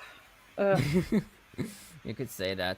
Yeah, it's definitely a pain in the ass. There was a good paper by Emmanuel Tov, actually, in what was it called? It was called "Exploring the Origins of the Bible," and he brought up quite a few examples of like, here are like some vast differences between the Masoretic and the Septuagint, and sometimes the Masoretic text contains the original reading, other times the Septuagint does. And So other times it's not a clear. clusterfuck. I mean, sometimes it's an obvious case of like with the, Alma, translation for the prophecy that brought us Jesus, totally legit virgin birth. That's clearly a misunderstanding of the text that was, translated in a way that created a misunderstanding. But yeah, I mean, the Masoretic is so much later. Sometimes it's not obvious. It's God is very, very what was it Bart Ehrman said? Why would I believe that God performed the miracle of inspiring the words when he clearly did not perform the miracle of preserving them? Yeah. Although even if they did, it's still, hardly a miracle. But the issue with you just brought it up, and it just fell. Alma? Was the there's also the issue of pointings. So there are plenty of cases where it's abundantly clear that you had a that the original would have said something else in the Hebrew, but then like the later Masoretic tradition would change the pointings so it says something else, but it's still like based on the same letters. Okay, yeah. Well, I mean, the text being altered to align with the current theological / political perspective is honestly a well-honored tradition in the Bible's history. Who needs accuracy? We just need power. And we should. Unlimited power. No matter how tempted you are with the prospect of unlimited power, do not ever consume an energy force bigger than your head. I gotta think about that one for a bit. Yeah, only true OG internet nerds are going to recognize that one.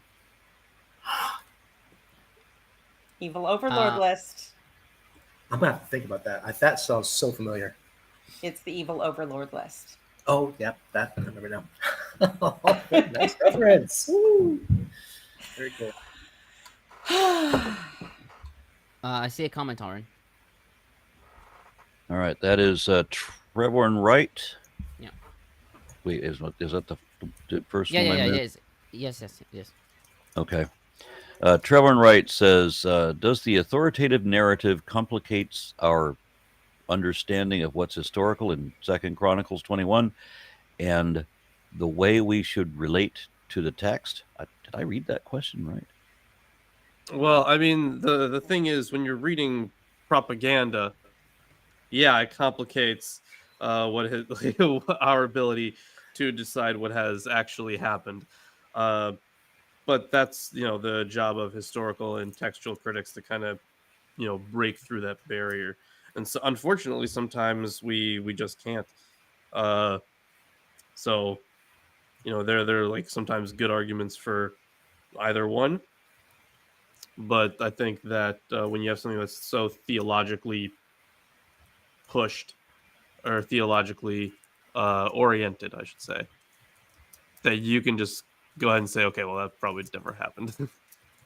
Unless you have like some other form of evidence. Honestly, like, what are we supposed to do in the occasions when there may very well have been a mistranslation or a misunderstanding of a concept into the Greek in the Septuagint, but then the later Masoretic text may just as likely have been adapted? I mean, we may have no access to the original in many of these cases. Yeah, that happens a lot too, where both of them that scholars think that both of them are wrong, but they come up with an explanation or with a hypothesis that explains both readings. So Yeah. like From what could they both have been translating from? Well, Like, yeah, it's what a sort of could they like a have been getting it from? ancestor, a hypothetical common ancestor. Yeah. We don't have anything nearly as detailed as DNA to figure that shit out from. So yeah, it's very, very, very hypothetical. And yeah, I think we've got some obnoxious preacher in the chat. Just, nobody cares about Jesus, dude. No, Lord the Lord.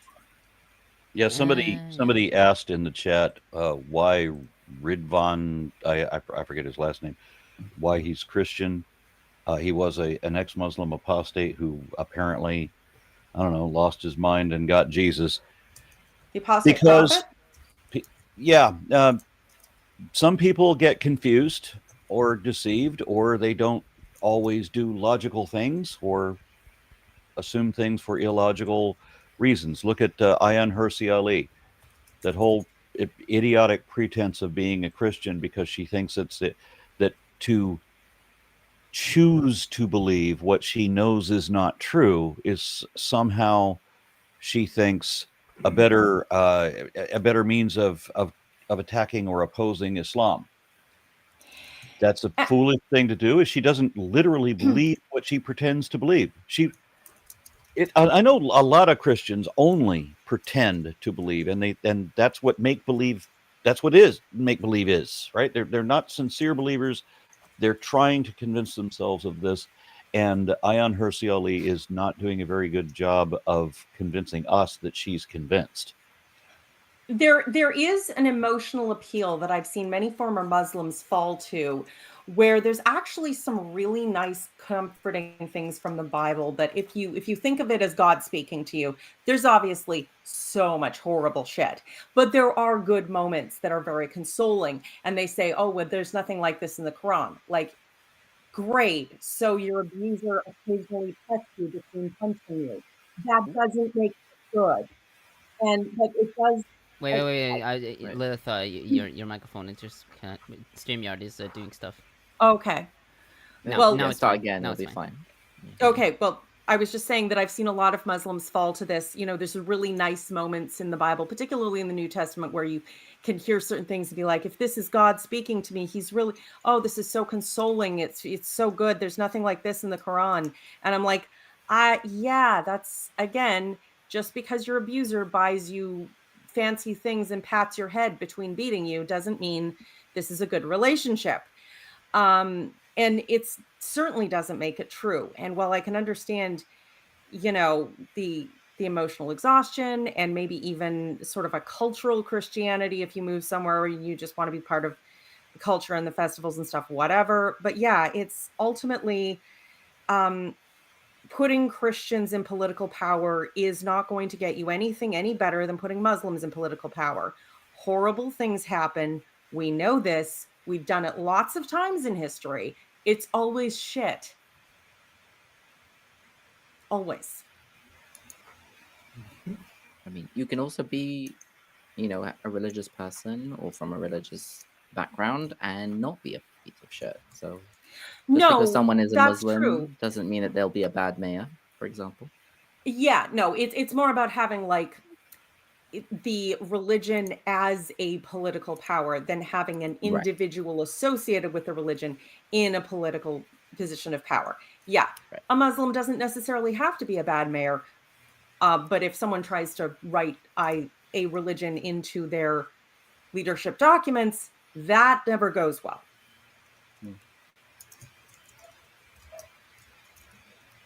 Okay, so on verse 8, two noteworthy changes have been made from the Vorlage of 2 Kings 10, 12 through 14. First, Yehu killed the officers of Judah and relatives of Ahaziah before he killed Ahaziah himself, whereas in Kings he had murdered Ahaziah already in 2 Kings 9, 27 and 28. Japhet writes that the addition officers of Judah probably stems from the chronicler's tendency to present the officers as active partners in all aspects of public life. Klein writes that the chronicler reversed the order because he wanted to make the death of Ahaziah the climax of his account. Second, Ahaziah's brothers, in Hebrew Achi Achaziah from 2 Kings 10:13, turn into the sons of Ahaziah's brothers, in Hebrew Bnei Achi Achaziah. Since Septuagint follows 2 Kings 10:13 and verse 1 and 21:17 since Septuagint follows 2 Kings 10:13 and verse 1 and 21:17 have the brothers of Ahaziah already dead, Klein writes that the addition of sons in the Masoretic text resulted from a literal understanding of the word achi as brothers, and an attempt to harmonize with verse 1 and 21:17.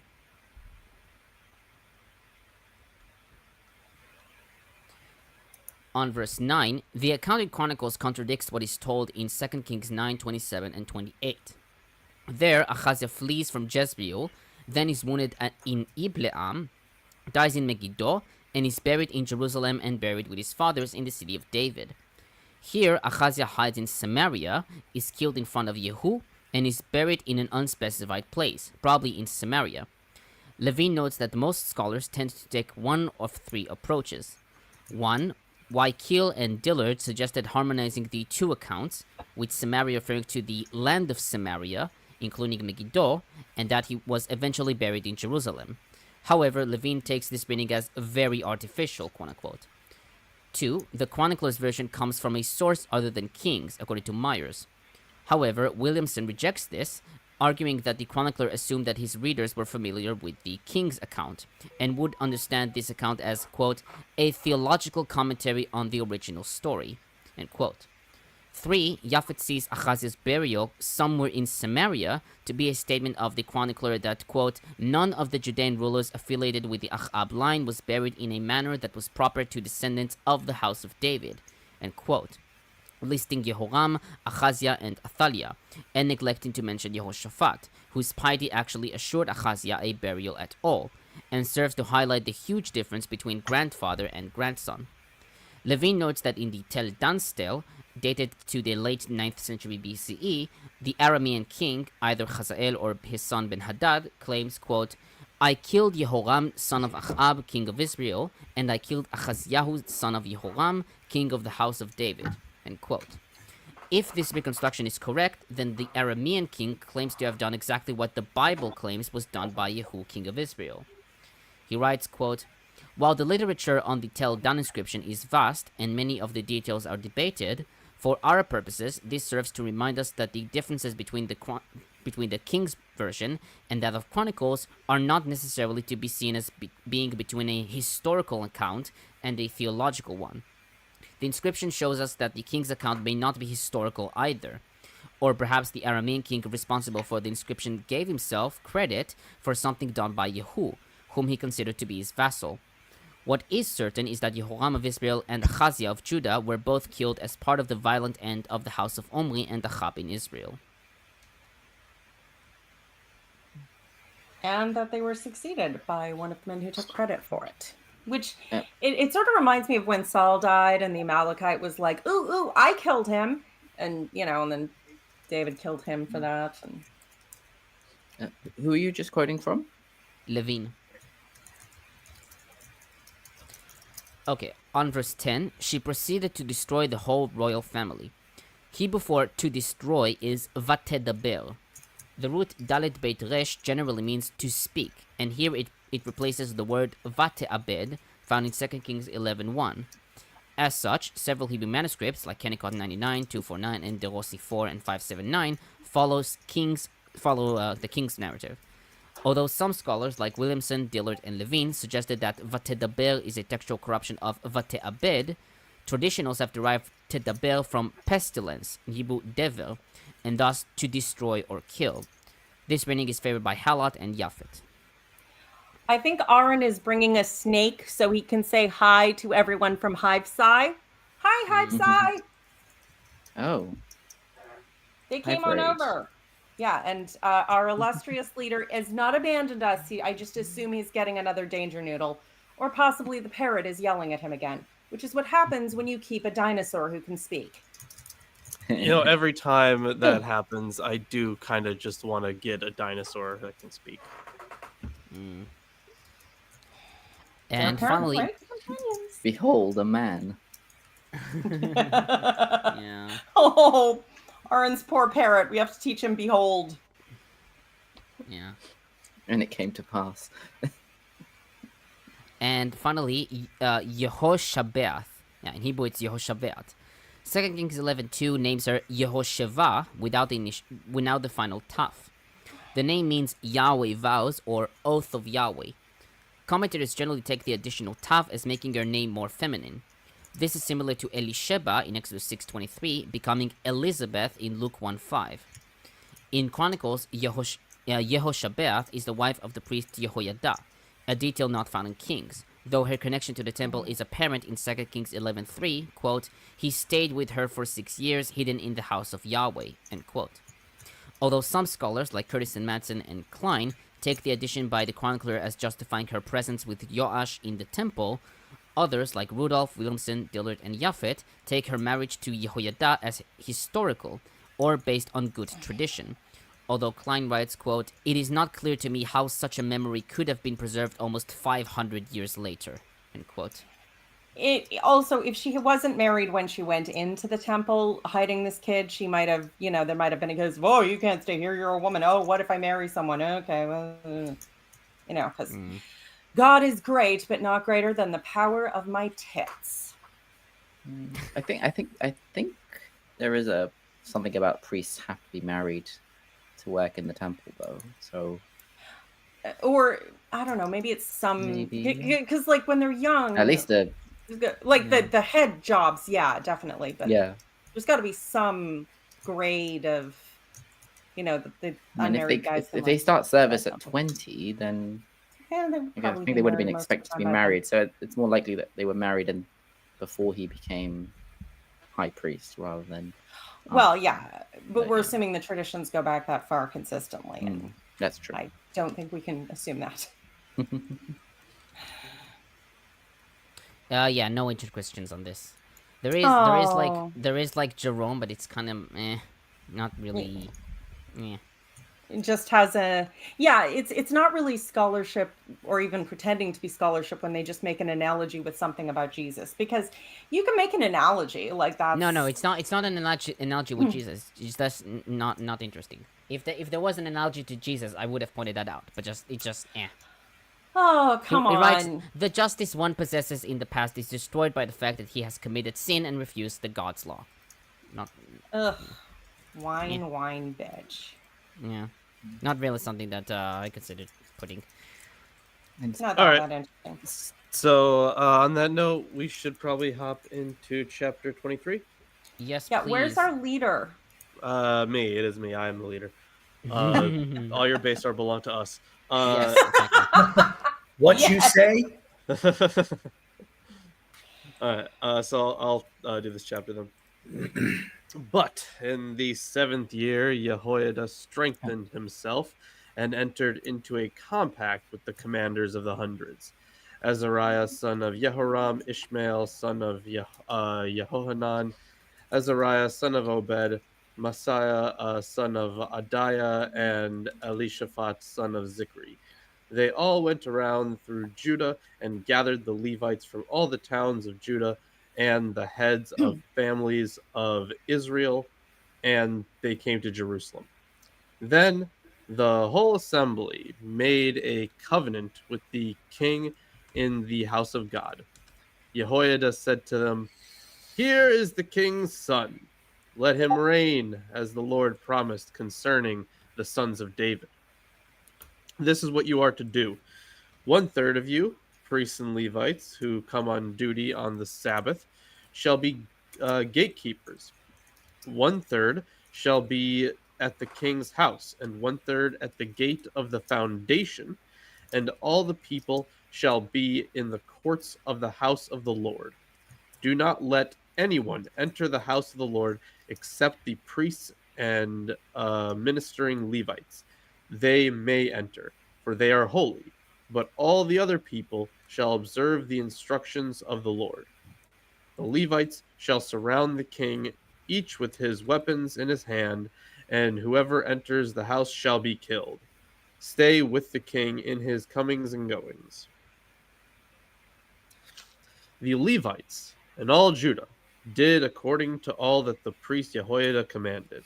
Each brought his men who were to come on duty on the Sabbath with those who were going to go off duty on the Sabbath, for the priest Jehoiada did not dismiss the divisions. the priest Jehoiada. It's interesting that they always call him the priest Jehoiada instead of just saying Jehoiada or the priest. But anyways, the priest Jehoiada delivered. in Hebrew it is Jehoiada the priest. No, So, I get that. I get Yeah. that, but I'm just saying that's an interesting construction. Your translation. The priest Jehoiada delivered to the captains the spears and the large and small shields that had been King David's, which were in the house of God. And he set all the people as a guard for the king, everyone with weapon in hand, from the south side of the house to the north side of the house, around the altar and the house. Then he brought out the king's son, put the crown on him, and gave him the covenant. They proclaimed him king, and Jehoiada and his sons anointed him, and they shouted, "Long live the king!" Ooh. I know, right? Yeah. How old was the kid again at this point? It doesn't say in here, but this would be Joash, right? Right, 7. He was 7. Oh, didn't even make it to 8. Okay, At yeah. least according to the next chapter. Anyways, when Athaliah heard the noise of the people running and praising the king, she went into the house of the Lord to the people. When she looked, there was the king standing by his pillar at the entrance, and the captains and the trumpeters beside the king, and all the people of the land rejoicing and blowing trumpets, and the singers with their musical instruments leading in the celebration. Athaliah tore her clothes and cried, "Treason, treason!" Then the priest Jehoiada brought out the captains who were set over the army, saying to them, "Bring her out between the ranks.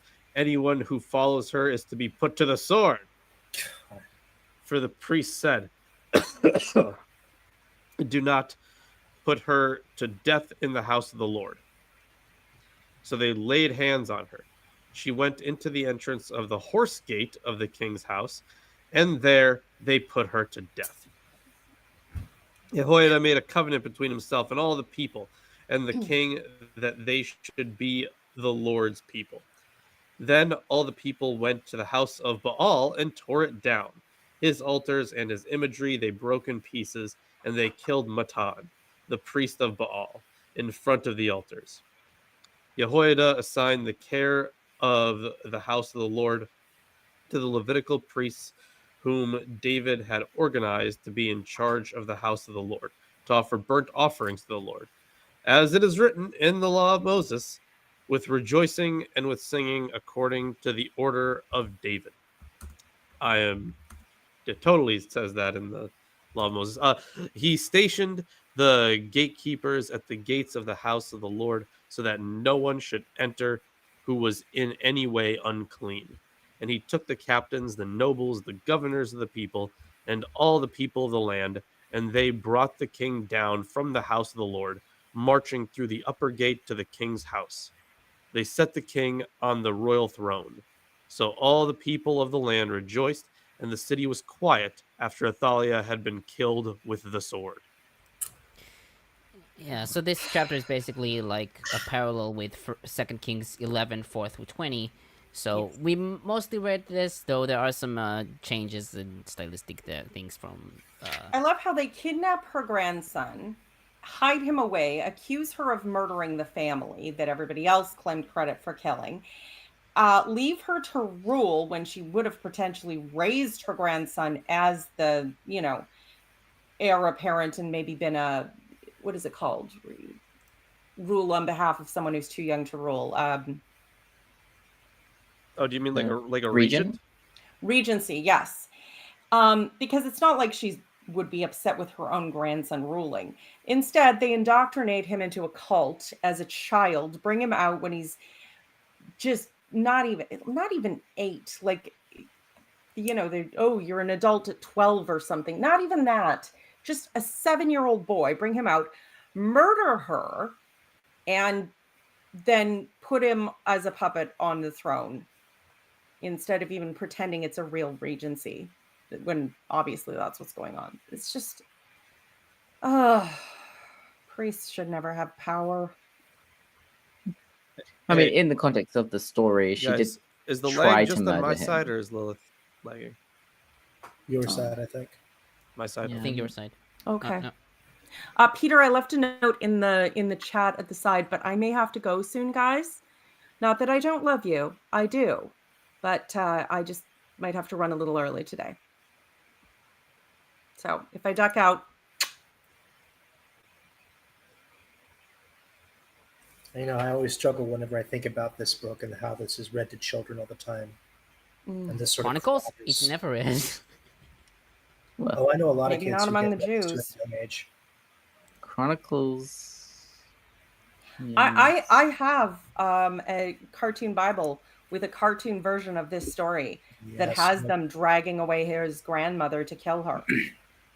Oof. Yeah, definitely parts of Kings are is like taught. I read this story as a cartoon when I was the same age as this kid was when he was apparently made to rule. So This, I don't know. I'm lost for words right now. I'm just lost for words. anyway, I am gonna have to go. I'm sorry. I love you guys. I will see you next week. Sorry. Bye, Lilith. It's great to see you. Bye bye. Have a good Bye. one. And then Okay, there so were- sorry. Yeah. Proper Bible study, am I right? Okay. So I'll start with verse 1. Japhet notes that ever since William de Wet's work, all commentators noted that the chronicler understood Jehoiada's coup differently from what is described in 2 Kings 11. What is told in Kings as a limited conspiracy between the high priest and the king's guard is here presented as a popular uprising, with the people themselves being the essential partner. The people, not Jehoiada, are the ones who restored the scion of David to his kingdom, and the various units of the king's guard are replaced here by the Levites. She further writes, quote, "The description of the revolt offers an interesting opportunity to trace the chronicler's literary methods. While the sequence of the source is faithfully adhered to, the material is nevertheless transformed to a great extent. Verse 1 begins with a literal citation of 2 Kings 11:4, with the verbs sent and took, in Hebrew shalach vayikach, changed to strengthened himself and took, in Hebrew hitchazek vayikach. After the commanders of the hundreds, instead of recording the titles of the units, the carats and the guards, and their summoning to the temple, the chronicler elaborates by giving the names. 5 commanders altogether, with whom the high priest entered into a compact. The first act of Jehoiada is to gather the 5 commanders and send them through the cities of Judah, to gather the Levites and the heads of fathers' houses to Jerusalem."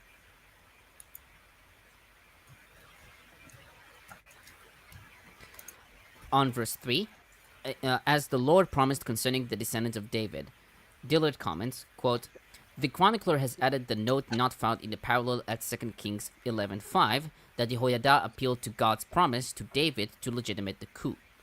This appeal is important in assessing the chronicler's overall attitude to messianic/Davidic hopes during the post-exilic period. In the chronicler's portrayal, the temple is not the seat of a satisfied theocratic status quo, but rather is the guardian and promoter of the Davidic succession. By inserting this note at this point, the chronicler gives evidence of his own hopes for the future of the restoration community that was also under foreign rule."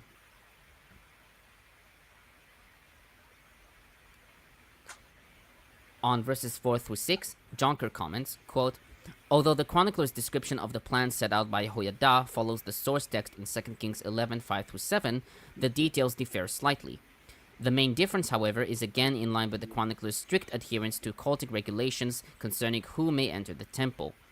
The chronicler added the words priests and Levites in 2 Chronicles 23:4 to ensure that the narrative portrays those entering the temple as consecrated cultic personnel. This change is in line with the addition in verse 6, specifying that no one is to enter the temple of the Lord except the priests and Levites on duty. Because they are consecrated, as well as with the specification in verse 7 that the Levites had to surround the king. Again, as in verse 3, the king refers here to the young Joash.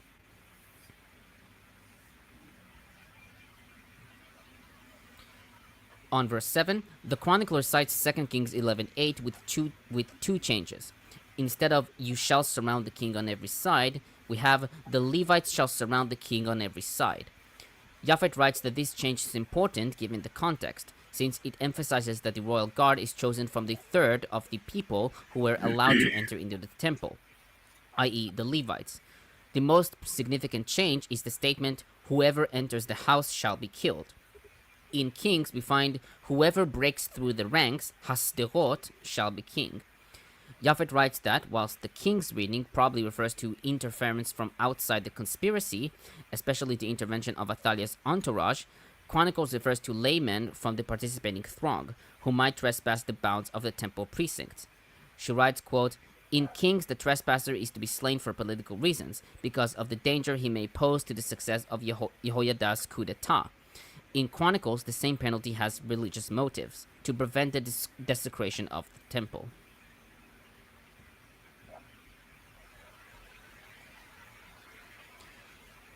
On verses 9 through 11, Dillard comments, quote, the copy of the covenant given to Jehoiada was probably the arrangement agreed to in verse 3.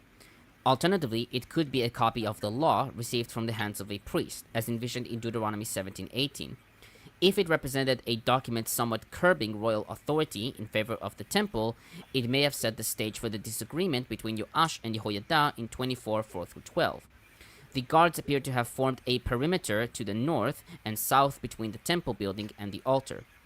It is the same area in which Zechariah the priest would later be murdered at the order of Joash in 24:21. The irony of the situation could not be appreciated at the moment.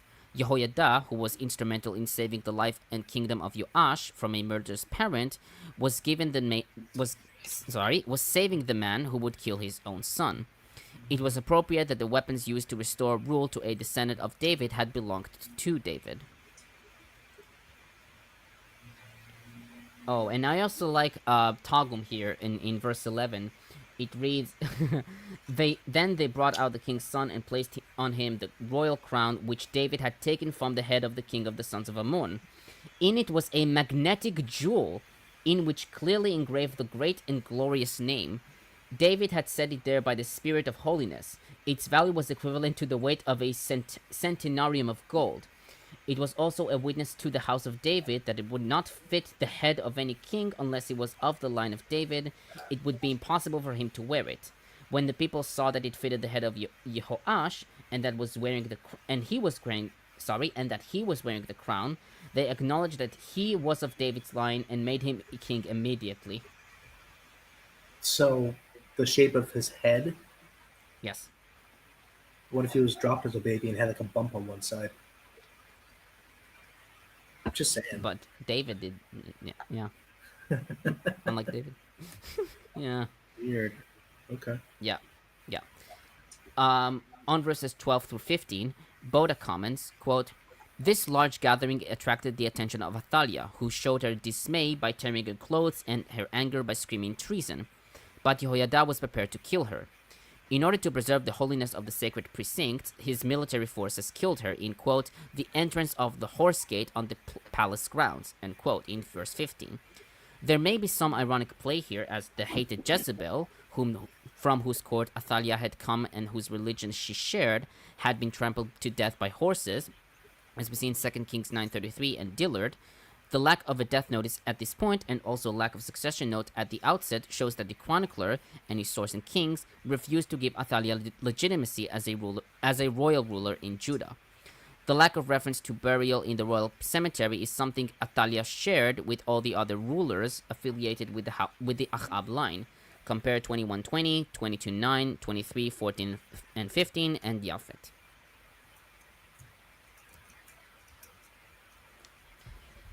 And finally, on verse 18, Klein comments, quote, only the first words of the first clause, through house of Yahweh, are taken from the Vorlage in 2 Kings 11:18, and then with a slight change. The rest is the contribution of the chronicler. In the king's context, the first clause indicates that Jehoiada posted guards over the house of Yahweh to ensure that the reforms that were carried out would not be reversed. The chronicler omits the preposition al, over, from that clause, leading to the understanding that Jehoiada assigned the supervision or even the care of the temple of Yahweh to the priests and the Levites. In addition to ridding Judah of Baal, Chronicles used this occasion to put the supervision of Yahweh's temple into the hands of the priests and Levites. This no doubt would have been relevant for the chronicler's day, and the chronicler may also have wanted to exempt the temple from interference by any future king. The chronicler also adds that Jehoiada had stationed the divisions of the priests and Levites as officiants at burnt offerings, and that these divisions had been organized by David, as we see in 1 Chronicles 23:6 and 24:3. The right to be the officiants at burnt offerings is credited to the Torah of Moses, or the Pentateuch. Elsewhere, the chronicler frequently refers to this work as the Torah of Yahweh. The rituals of rejoicing and singing are also ascribed to the order of Al-Yadei, David. And that's it. I found, I don't remember how, not exactly how much screen time, but how much.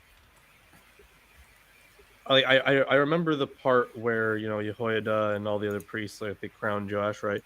But it seems, unless I'm mistaken, it seems like he has an even more exalted view here to some degree. So, did they always call him priest Jehoiada in Kings? Let's see. Where? Which? Yeah. Yeah. Because Let I me just remember check real quick. Because like I know that like this instead shit. because like for other high priests, right? They generally just use their name, call them a priest. I don't remember the construction. The priest. Yeah. Jehoiada. It does appear in Second Kings. It does? Kings as Okay, well. okay. Yes. All right. Yeah, that's it. No ancient questions. No Christians. Okay. Yes.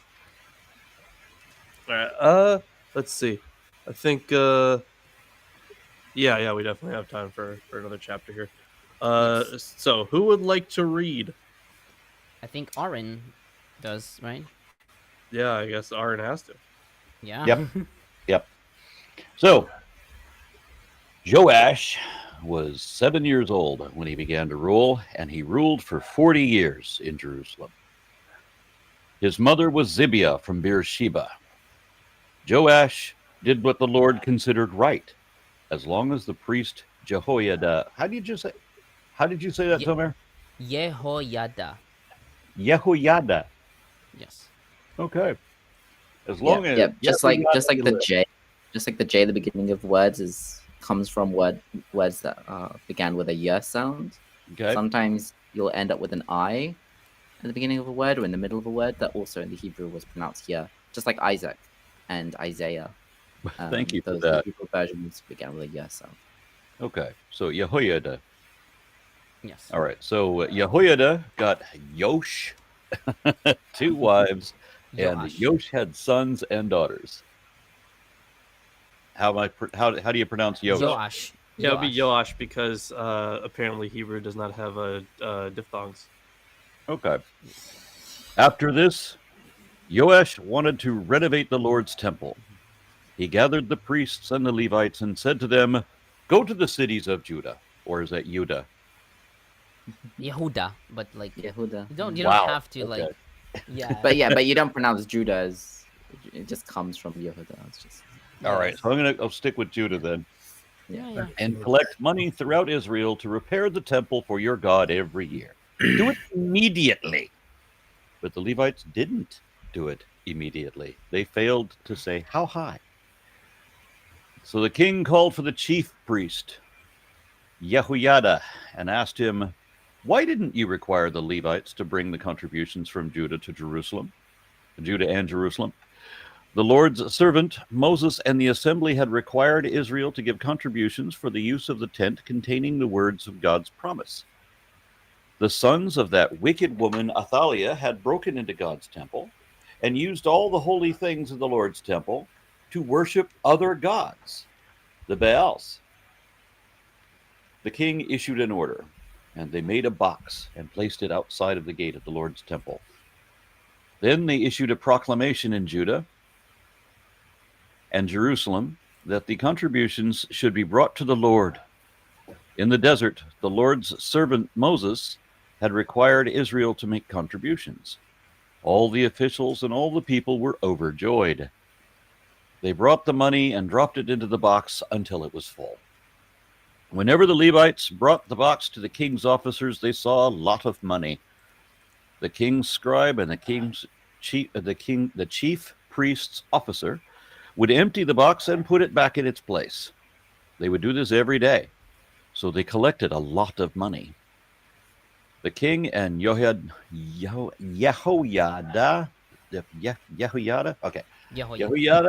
would give the money to the foremen who were working on the Lord's temple, and they hired masons and carpenters to renovate the Lord's temple. They also hired men who worked with iron and bronze to repair the Lord's temple. As the men worked, the project progressed under the foreman's guidance. They restored God's temple to its proper condition and reinforced it. When they finished, they brought the rest of the money to the king and Yehoiada, who used it to make utensils for the Lord's temple.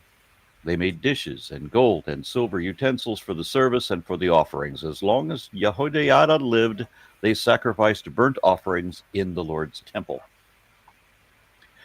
When Yehoiada was old and had lived out his years, he died, because that's what's happened.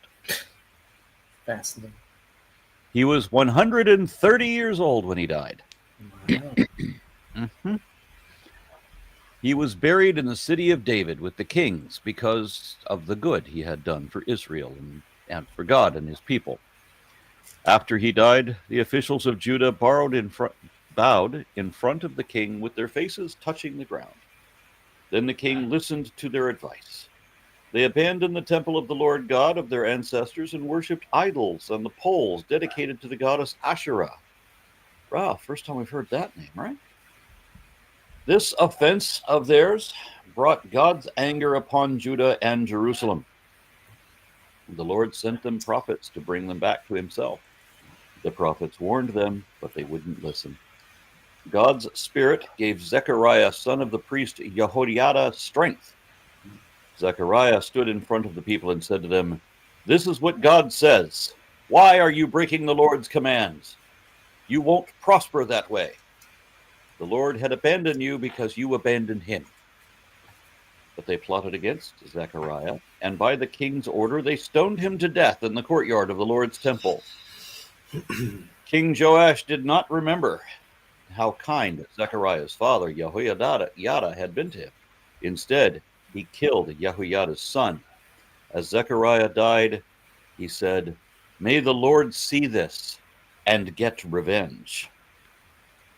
At the end of the year, the Aramean army attacked Joash. They came to Judah and Jerusalem and destroyed all the people's leaders.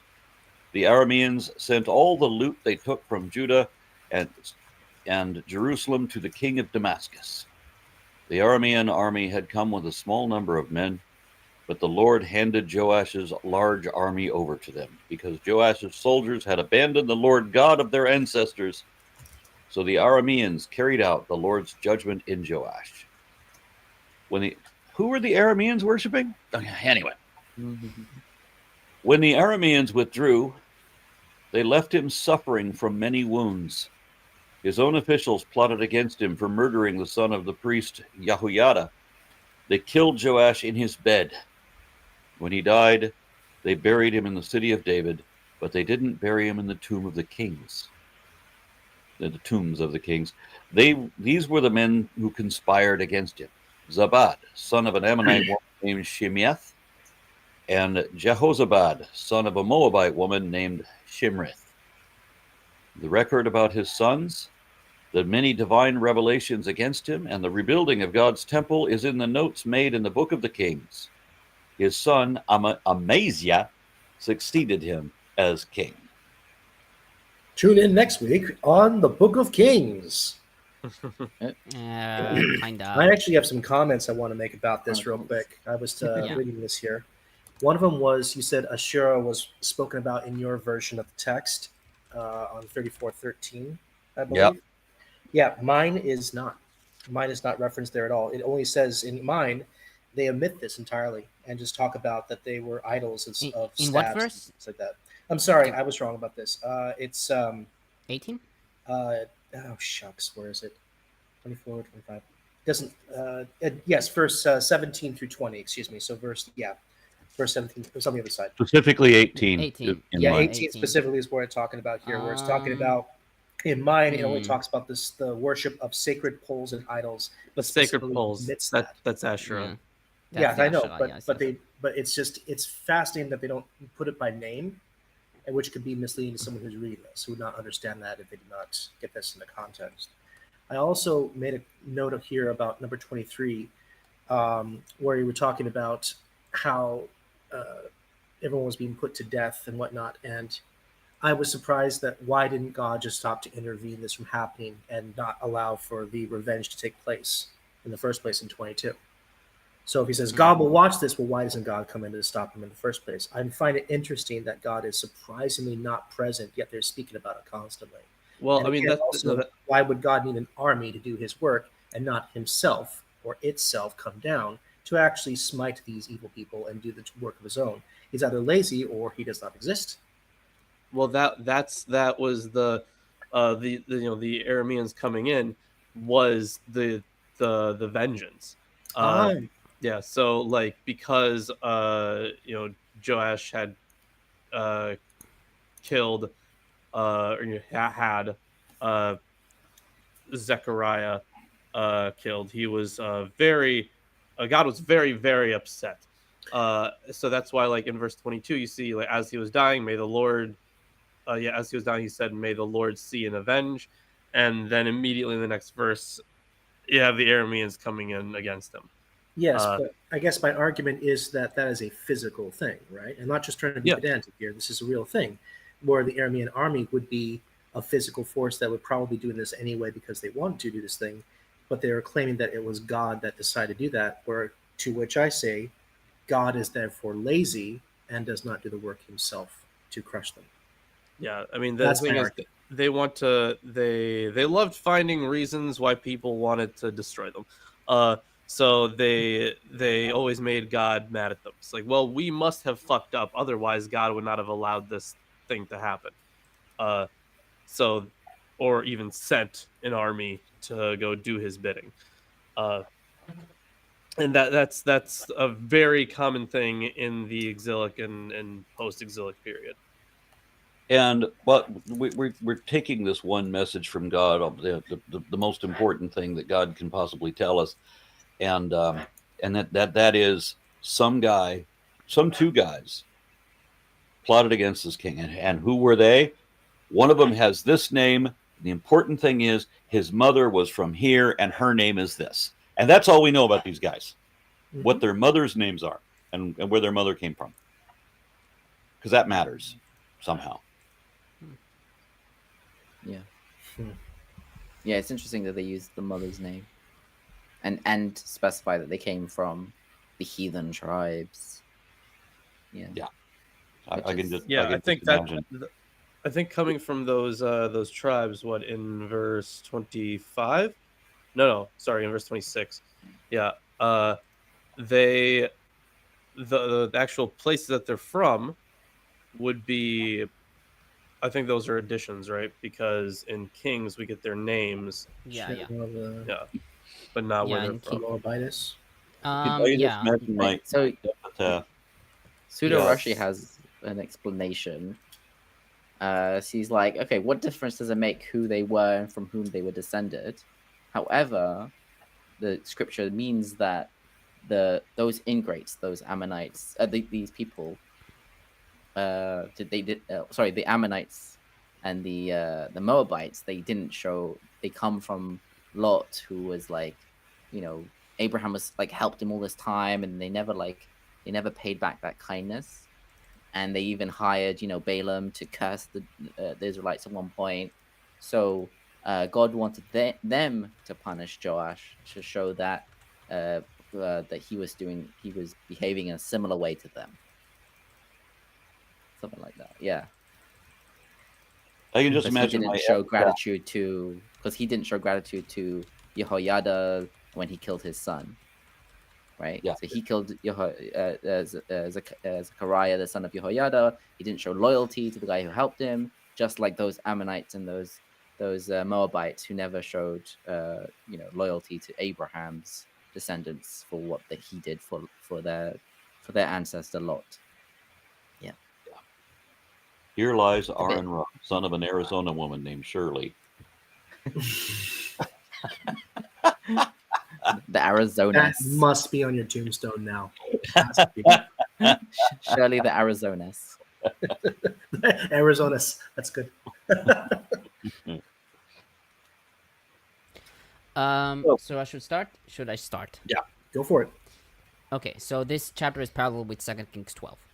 So on verses 1 and 2, Joash's biographical details are taken from 2 Kings 12, 1 through 3. Japhet notes that the theological assessment of the chronicler is different from his source in two aspects. One, in Kings, Joash does, quote, what is right in the eyes of Yahweh all his days because Jehoiada the priest instructed him, end quote. But the chronicler makes this clause a reservation. Joash indeed did what was right, but only all the days of Jehoiada the priest.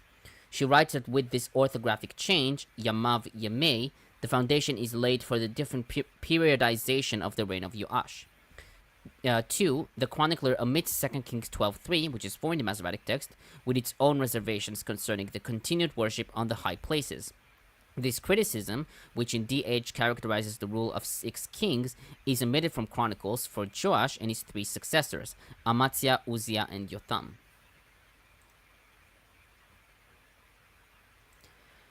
On verse 3, the chronicler adds that Jehoiada was responsible for Joash's marriages, and that Joash was blessed with children. Boda writes that on the one hand, this is the chronicler's way of signaling God's blessing for a king, as we've seen in Levin 18 through 23, 13:21, and 1 Chronicles 14:3 through 7. On the other hand, it is a sign of a new start for the Davidic line. Japhet writes, quote, the sons and daughters born of these unions give concrete expression to both the physical renewal and the moral blessing of the Davidic line, end quote. Dillard writes that this addition is taken from the Midrash of the Book of Kings, mentioned in verse 27, although Klein writes that the generic character of this information makes that an unnecessary option. Question. Looking over this again. So in verse 15, no, in verse 16, Jehoiada was buried. He was in the city of David among the kings. So is that also paralleled in 2 Kings? Was he specifically buried with the kings? For some reason, like, it doesn't show me. Let me just check. Because I feel like that would be pretty significant if he were not. That was sorry, Chad. I don't remember where everyone was buried. I don't think it's there. Or maybe I'm mistaken. No, that's not it. I don't think it appears. Because we do get the death of Jehoiada in 2 Kings. Spoiler alert! You mean Jehoiada dies? Yeah, right. Why'd you do that? Oh, sorry. I'm so sorry. Took him a while. 24:15. So Yosef Pictures says, "Hi, Aaron. Quick question on 2 Chronicles 21:14-15. How do believers justify God inflicting a 2-year-old bowel disease and a benevolent God? I would love to ask more in an interview if you're open." I don't know how believers rationalize anything that they believe. All of it sounds like contradictions to me. Something about cosmic justice, even though mercy is the suspension of justice. Yeah, I remember in the movie Time Bandits, there's a little kid who gets to meet God at one point, and he asks God, why did God create evil? And God says, and then walks behind a column for a few seconds, and then comes back and says, I think it has something to do with free will. Yeah, they always love pulling that one out. It's free will. I'm like, yeah, sure, but like the fucking, what is it? The consequences of that free will, if they are given out, if they are doled out by God, can sometimes, like, that's not like a thing that he has to do. Like, he's not bound by anything. I'm giving you free will to do this, but if you don't do it, you're going to hell. So, Like, free will. even if you take the idea of, like, you know, the covenant, it's, you can still, you know, there are plenty of times, because God's very bipolar. There's still plenty of times where, like, someone specifically goes against the covenant, but like he doesn't care. He doesn't care at all. And you missed to comment, I think, Did I? Okay. in 8:34. For me, it's 8:34 p.m. But I don't know if you've read that. Oh, the Japanese name. Yeah. I did miss that. I'm sorry. So what? If I remember Internet correctly, user, one of you something guys like- reads Japanese, don't you? German. That's me, not Japanese. We use Google Translate. Okay. I could read some katakana or hiragana, but like, I guess now my kanji is better because I'm doing Mandarin. But I think it says internet user.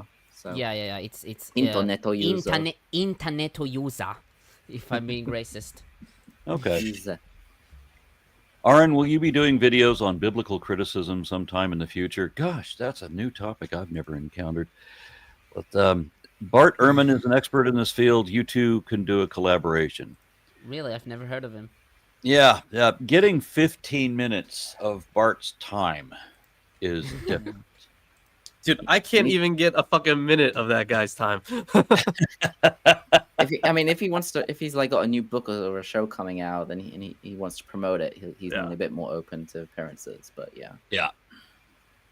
That would be an amazing show. Yeah. So no, I've checked this, and no, it doesn't appear in Kings. Yeah, there you go. So I think that's actually pretty huge. The fact that he's specifically buried with the kings there. But probably equating him with Kings, right? Yeah, Like, exactly. Yeah.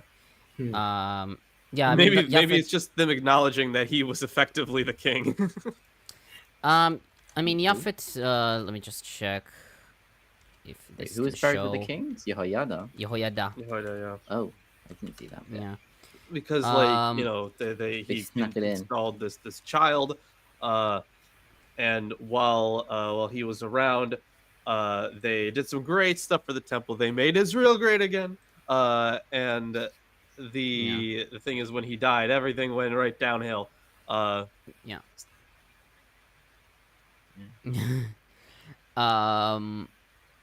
Yeah. So I was on verse 5, right? Or yeah, no, sorry, I was at 11, if I remember correctly. I don't remember what verse you're specifically at, but I think. Sorry, yeah, 5. Sorry, we're at 5. Okay, so. Wow, I'm blanking out. Sorry, I'll read verse 5 again, just to be sure. On verse 5, Japhet comments, quote, "The first stage of the project as presented in Chronicles is already more limited than in 2 Kings 12, 4-5, which is 5 and 6 in the Masoretic text. Here, the king charges the priests only with the collection of funds, not with the actual restoration. Compare 2 Kings 12:6, which is now let them repair." I don't know why it says 6 in the Old Testament.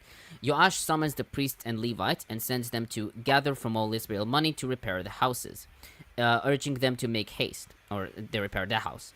In this address, some features of the chronicler's view are introduced.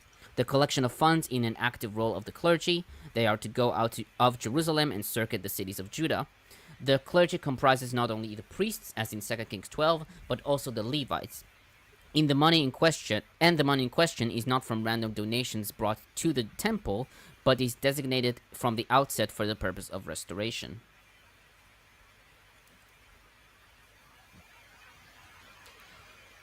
On verse 11, Levin comments, quote, "Verse 11 tells of the collections of the funds from the chest. In Kings, once the chest was full, the king's scribe and the high priest packed and counted what had been collected. There is no indication if this was a one-time act or if it was repeated more than once. In Chronicles, first the chest was brought by the Levites to the king's officers, then the funds were taken away by the king's scribe and the officer of the high priest, not the high priest himself, perhaps because in the chronicler's view the high priest would not stoop to such a menial job. And then the chest was put back in its place, and the collection continued day after day.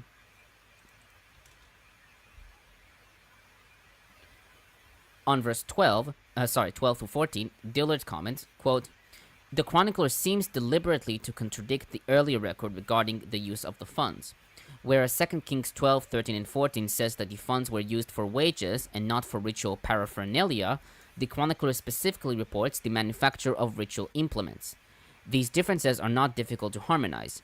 None of the funds were used for equipment, as we see in Kings, until the repairs were finished and surplus monies could be redirected, as we see in Chronicles. Though the harmonization is easy, it is perhaps more germane to the intent of the chronicler to note again how the author has drawn a parallel with the building of the tabernacle and the use of those offerings to make ritual implements and furnishings, as we see in Exodus 25, 31, 1 through 10. The words, as long as Jehoiada lived, form an inclusio with verse 2. They reflect the regular practice of the chronicler to use chronological notes to divide the accounts of individual reigns into good and bad periods. The transition to the record of Joash's apostasy begins with similar notice at the beginning of verse 15.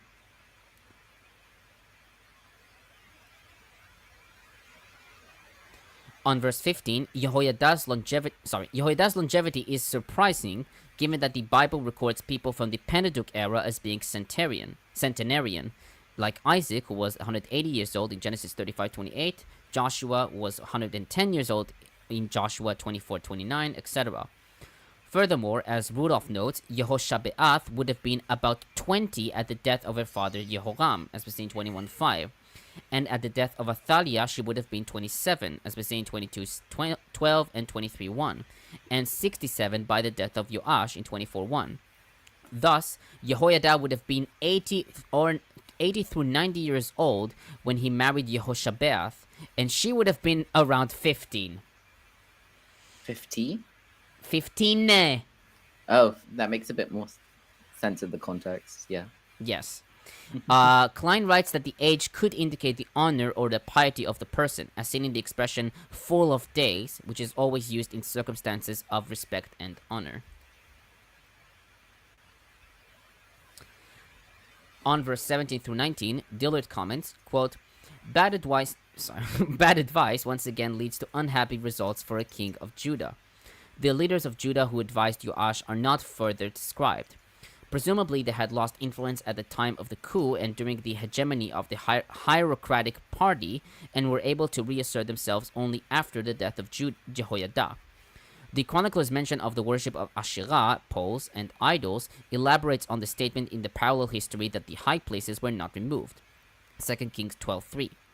The use of azav, abandon and forsake, is characteristic of the chronicler's theology of immediate retribution. Though the chronicler demonstrates the coherence of action and effect by showing judgment for wrongdoing, sanctions are ordinarily imposed only after a prophet offers hope of escape through repentance and forgiveness, according to Williamson.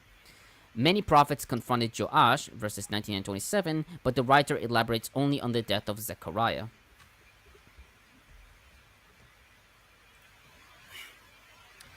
On verse 20, we have no record of Jehoiada having a son, nor if he was the heir of Jehoiada as a high priest. Levin notes that some scholars, like Williamson and Kalimi, argue that the chronicler has been working from some sort of historical tradition, and that the pericope does preserve information about tensions between the king and the priesthood. He notes that many elements in the story are modeled after pre-existing texts. For example, quote, why do you transgress the commandments of the Lord when you cannot succeed, end quote, is modeled on Moses' words in Numbers 14:41. The comment, for you have forsaken the Lord and he forsaken you, appears in 2 Chronicles 12:5 and 15:2. The conspiracy, Kesher, given in verse 21, is reminiscent of the conspiracy led by Jehoiada, which brought Joash to the throne in the first place. And I should note Targum here. It reads, then the spirit of prophecy from before the Lord rested upon Zechariah, the son of Jehoiada, the priest. When he saw the sin of the king and the people who were offering up incense on the altar to the image in the sanctuary house of the Lord on the Day of Atonement, and preventing the priests of the Lord from offering the whole burnt offerings, the sacrifices, the daily offering, and the additional offerings, as written in the book of the law of Moses. Yeah. On verses 21 and 22, Levin comments, quote, "This horrible story of betrayal and murder in the temple itself was repeated in later literature. According to the apocryphal Lives of the Prophets, 23, 1 and 2, after, quote, the house of David poured out his blood in front of the Ayilim, end quote, the priests were no longer able to use the Urim, or to inquire of God by means of the ephod as they had before. This was seen as the end of prophecy. In rabbinic traditions, spread throughout the various Talmuds and Midrashim, the murder of Zechariah in the temple courtyard was considered to be one of the acts that eventually led to the destruction of the temple. The grievous sin occurred, according to some sources, in Talmud Gittin 57b and Sanhedrin 96b, on the Day of Atonement, which was also a Sabbath, thus multiplying the sacrilege, and the blood of Zechariah would boil up from the ground every year on that day until the destruction of the temple. The verses in Lamentations 2:20, quote, should priests and prophet be killed in the sanctuary of the Lord, end quote, and in Ecclesiastes 3:16, in the place of justice wickedness was there, were interpreted as referring to the crime as well.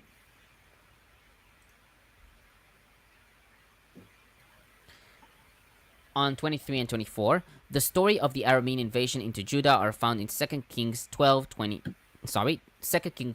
18 and 19, which is 17 and 18 in the Old Testament, though the details there are very different from what is told in Chronicles. According to Kings, Hazael, the Aramean king, conquered Gath and prepared to march on Jerusalem, but after Joash sent to him all the treasuries of the temple of the Lord and the royal palace, he retreated. Japhet writes that it seems that the chronicler did not have an alternative source, such as a description of a different Aramean campaign, and that his version of events seems to be a reworking of 2 Kings 12, 18, and 19. Others, like Rudolph, Myers, and Williamson, suggest that the Midrash of the Book of Kings, in verse 27, was the chronicler's source. As Klein and Levin note, this serves as a cautionary tale by the chronicler. Even a king raised by a righteous person can fall away and be punished for forsaking Yahweh.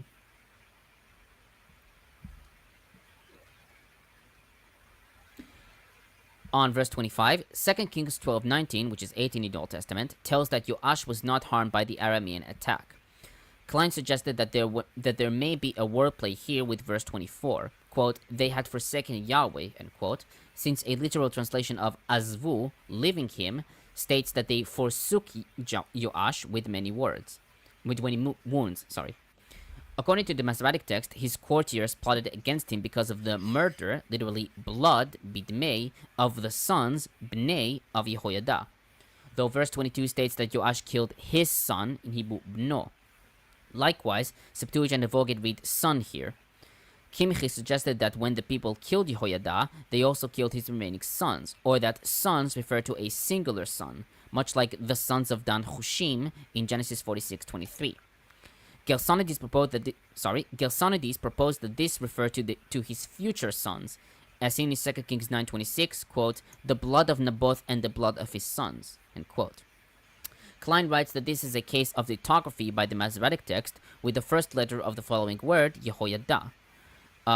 King specifies that Joash was wounded at Beth Milo on the way down to Sila. Dillard writes that the chronicler was not familiar with the location, or that he had additional source which led him to state that Joash was killed in his bed.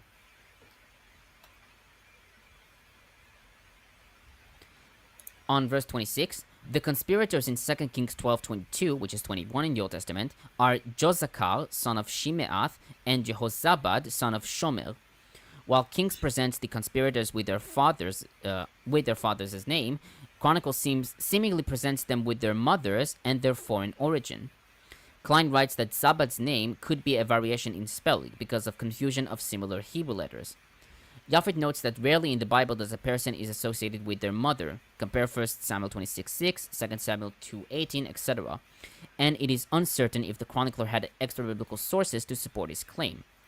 She writes that it is more plausible that this identification was original to Kings, which was later omitted. Levin notes Curtis and Matson's opinion that the chronicler changed the fathers' names into those of foreign women to doubly humiliate Joash and to comment negatively on marriage with foreign women.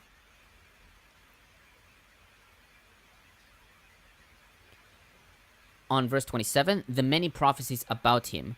The Masoretic text reads, Yerev hamasa alav. The word Yerev, written in Kerei form, means may he increase, or may the prophecies against him increase, according to Dillard and Curtis and Matson. The Ketiv form is Rov, many, i.e. the many oracles about him. This meaning is attested in all early translations. Kimchi writes that Yerev is a variation of Yarbe, will abound, and is a future tense form appearing in place of a past tense form. Regarding Masa, the word is generally taken to refer to the other prophecies alluded to in verse 19, according to Kimchi, Gersonides, Meyuchas, and modern commentators. Early translations, however, misunderstood the word's meaning. Septuagint reads 5, probably reading Chamisha, to read, and all his sons, even the 5, came against him. Lucianic Recension, Vulgate, and Targum take Masa to mean taxes. Thus, Targum reads, his sons had imposed tax collectors on those of the house of Judah when the sanctuary house of the Lord was being restored, without any order from the king and the priests. They were killed in battle because of the sins of their father. And Peshitta reads, the multitude of men who acted deceitfully against him.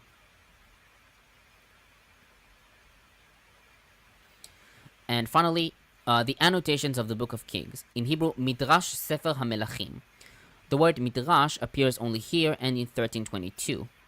Klein notes that a number of scholars have considered the midrash on the Book of Kings as an elaborated version of the canonical Book of Kings, though he notes Williamson's opinion, quote, it is thus doubtful whether, as many commentators have done, we should seize on this particular title as a significant clue to unraveling the complex question of the nature of the chronicler's sources.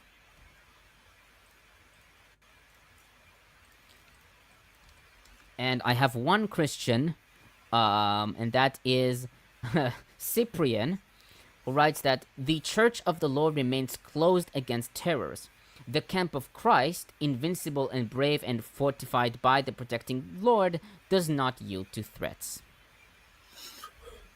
Well, bully for him. Yeah, that's it. All right. Are we moving to the next chapter? Lawrence?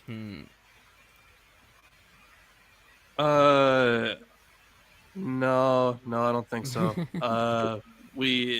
I doubt we'll have enough time to cover the whole thing in detail. And plus, I gotta work on some more stuff. So, and I gotta have breakfast too. Yeah. I hear you. Poor you. There's too much masculine energy in the room right now, so Which is not a problem for Isaac. I gotta go to the other room. No.